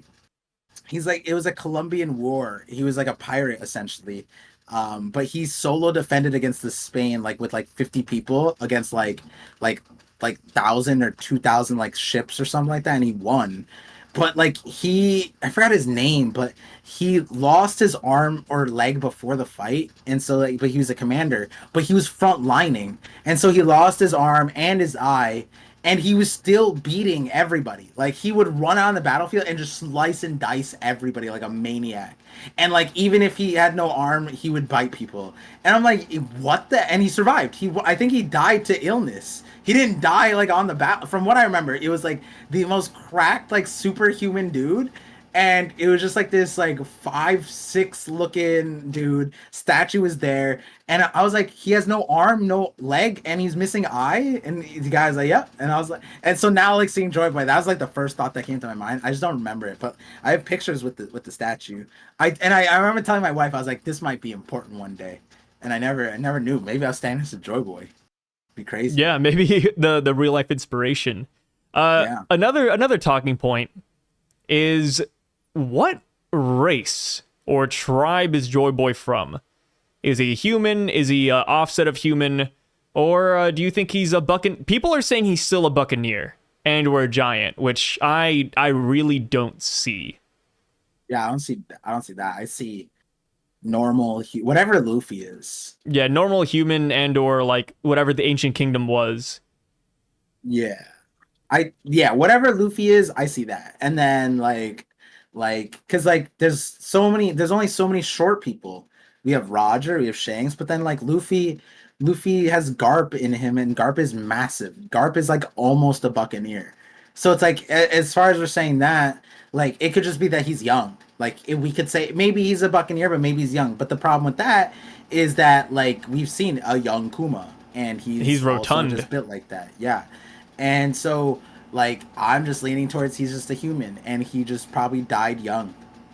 And here's the thing too, right? Like people are saying that if you look at the panel, and oh wait, what's up? Joyboy had to die at 100 years, right? Yes. He had to be 100 years old when he died. Yeah, and we don't know when this flashback takes place too. Right. That's but so as far as location goes, we don't know. Yeah. Like time frame. Yeah, we don't know the time frame. So one thing people have been pushing is Joy Boy is like 2/3 the size of Emmett's head. So because of that, he must be like a giant and or buccaneer. I want to push back against that one point, because if you actually not this chapter, I think the chapter previous, 10:20, you can actually see the exact same, literally 1-to-1, the exact same distance of Luffy and Emmett's face, and Luffy is also 2/3 the size of Emmett's face. So yeah, for anybody trying to size scale, saying, you know, like Joy Boy's massive, right? I've seen people saying that Joy Boy is like literally a giant, and I was like, I really don't see it. I don't see Joy Boy being a buccaneer.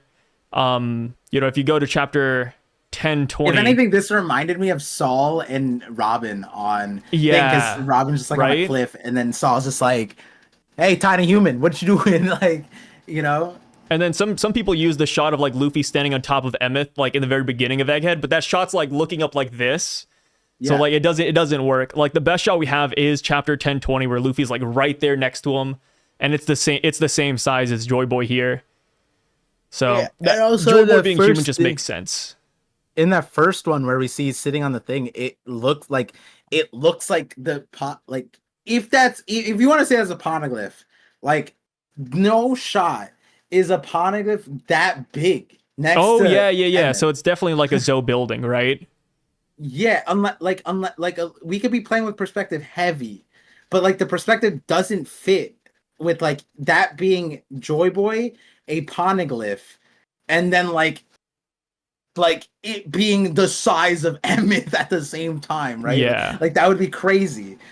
So like it's that would also be weird too. If people want, if it's they want to believe it's a poneglyph, then they can't say that this works out where Joy Boy is the size of thing. That doesn't make sense. If you go with size saying and it's a building, well then we're looking at it and like I guess, but like we're still playing with perspective here. Yeah. Like Oh, definitely.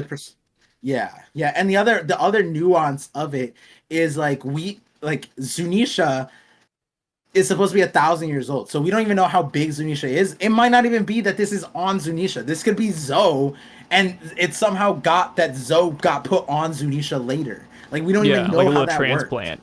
Yeah, and so like if that's the case, then these buildings, there might Joy Boy might not even be like on a complete city right now. It could be completely different. Yeah, instead of So like a stone and brick building, it's just like wood. yeah, It's and just again, what primitive. Sai is saying is like that. I like his interpretation of where this is, but we don't know. Like this could just be a random square building. Like that's it. It's Yeah. like it doesn't even have to be anything that we do know. Which, now that we see that Joy Boy is like a regular sized person, this does make you wonder, like, why the hell is there a giant straw hat at Marie Joie? Right? Nika, Yeah, right? and that's what I like too, right? Because there's more than one straw hat in the entire series. There's multiple straw hats in this series. We've seen that before. They're mass producing them on Fishman Island right now. Like it's crazy. So I believe that straw hat probably belonged to Sun God Nika or a different variation of Joy Boy. And Yeah, it's as simple as that. yeah. Nika, Elbaf, Yeah. big hat, big head. Giant Boom. celebrate Nika. Yeah, it's easy. Sold. Done. Yeah. Yeah, But yeah. and then the Giants hate the world government and never associate with them. Wonder why? They have their treasure, which is the hat, I guess, right? Like maybe the Giants, because like the Giants never affiliate with them, have isolated with them 100 years ago. They attacked them. Like the Giants have some beef that we don't know about, Oh and yeah. the Void Century, they weren't on either side apparently. We don't like necessarily get an idea if they were on the Ancient Kingdom side or the world government side. But if they were on Nika's side, and then now we see a giant hat at the world government, yo, if they had your God King's head like hat, that's beef. It's beef, Oh yeah. 100%. And then Yeah, there's also what's it called? What's kind of cool about the straw hat now, like when you really think about it. So we saw what Rope was able to do here, right? Emeth undid it. It released a giant wave of Haki. What if the straw hat at Bourgeois is the same way? Like let's say that straw hat actually did belong to the OG Sun God, right? Sun God Nika himself. It kind of makes sense as to why they keep it in the freezer. Like, what if Sun God Nika was just so potent that it always emits a heat? So to stop that, they put it in a cold area. I know that sounds a little bit silly, but I mean, why else would it be in a freezer, right? Like, if you have a better idea, let me know. But like, yeah, like that's kind of what it seems like right now. Like, just to put Sun God Nika's powers on ice. yeah, And it kind yeah. of makes me wonder, like, Well, what power does that straw hat possibly hold? yeah, no. So like, I have a video where I was saying that even Luffy's straw hat, like, we have to be looking at fabrics. And in that video, I was saying that it might be that the straw hat itself is a Weaver card because the reason, like, when Shanks gave it to Luffy, etc. It like the thing is, Luffy started out with the Nika Nika fruit or the Hito fruits that got Nika, but he also got the hat. But we also have to wonder, how did Shanks find the Nika fruit? What if the hat was related to that? And then like the thing throughout the series is that the hat is indestructible, but we've seen it get torn. Buggy Oda showed us and emphasized that Buggy has slashed it. And so there is a material that can only be torn and cannot be burned and cannot be destroyed, and that is Weaver cards. The only way you can destroy it is by destroying the lifespan of the owner. So how come the Straw Hat has never fluctuated? And I was saying that, oh, maybe it's tied to the essence of Nika, which would be the devil fruit. And if that's the case, then that would be a great way for how Shanks would be able to find the Nika fruit in the first place. And it might be something that Roger didn't know, but he gave it to Shanks, right? And it's like, hey, follow the hat or something. Like that could be something that he said, or I don't know.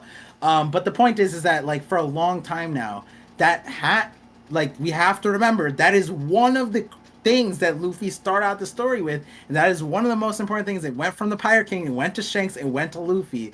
And another thing that tied in line with that is that through Bellamy, Oda introduced indestructible fabric. That is something that Oda randomly introduced with in the Grand Fleet like miniseries, where Bellamy found indestructible fabric. And so I was like, wait, what if the ribbon around the thing is that? And I was talking about like how like, yo, we have Viver cards. Why wouldn't Straw Hat be crazy? I wouldn't be surprised if we start saying crazy fabric stuff.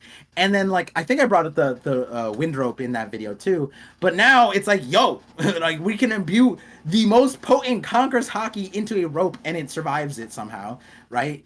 So like why, yeah, the Straw Hat is going to have something. I've always talked about how like we think that like, yeah, Dragon did the lightning strike in chapter 99 or chapter 100, whatever it was. And the thing is, we see Luffy's clothes are all tattered, but not his straw hat. He got struck, but not his straw hat. And the only thing, like, why is Otis showing damage to like all the clothing except for that, when he has shown Nami is stitched up and it taking damage? And it's like, okay, so now that we see the wind rope, will people understand like, yo, that straw hat's probably important? If the Gomu Gomu ended up being a god fruit, then like I can 100% see the, like, you just need to know what to do with the straw hat. There's something specific that you need to do with it, like Emeth untying the knot, and then boom, Haki comes out. I don't know what the straw hat's version of that is, but I really like your idea of the one with the Mare Draw. It's like there's probably something that Emu doesn't know what to do with it, but they can't even use it. That might be why they need like a vessel of some sort. Maybe that's why they need Lily or Vivi, right? Like maybe they need they need like a Nakama, someone who's worn the hat, right? Like if you were to think like how Luffy put the hat on Nami, right? What if Joyboy put the hat on Vivi or Lily? And then so like they need Lily to move the hat. I don't know, something like that. But yeah, I mean the hat with hat and fabric comes massive power, unlike my camera because it just died. But yes, thank you, Par, as always, for joining us. Thank you guys for watching up to this point. Hopefully you enjoyed what we talked about here. And there is a break next week, apparently, but we might still get a chapter. We don't know yet. It's always up in the air with these Shonen Jump breaks. But yeah, anything you would end off on, man? See you guys next time. Watch out for... I'm back. Videos every week. I got this Caribou video. There's a Blackbeard video come out on Monday or Tuesday. There's a Drake sword video. I explained 1/3 of it. And then and then the other video, like there's like more sword, more print screws, but I'm back, baby. No more hiatus. The Par Vision is here and he's here to stay. He just got his cathode axe from North Korea and he's back in full power.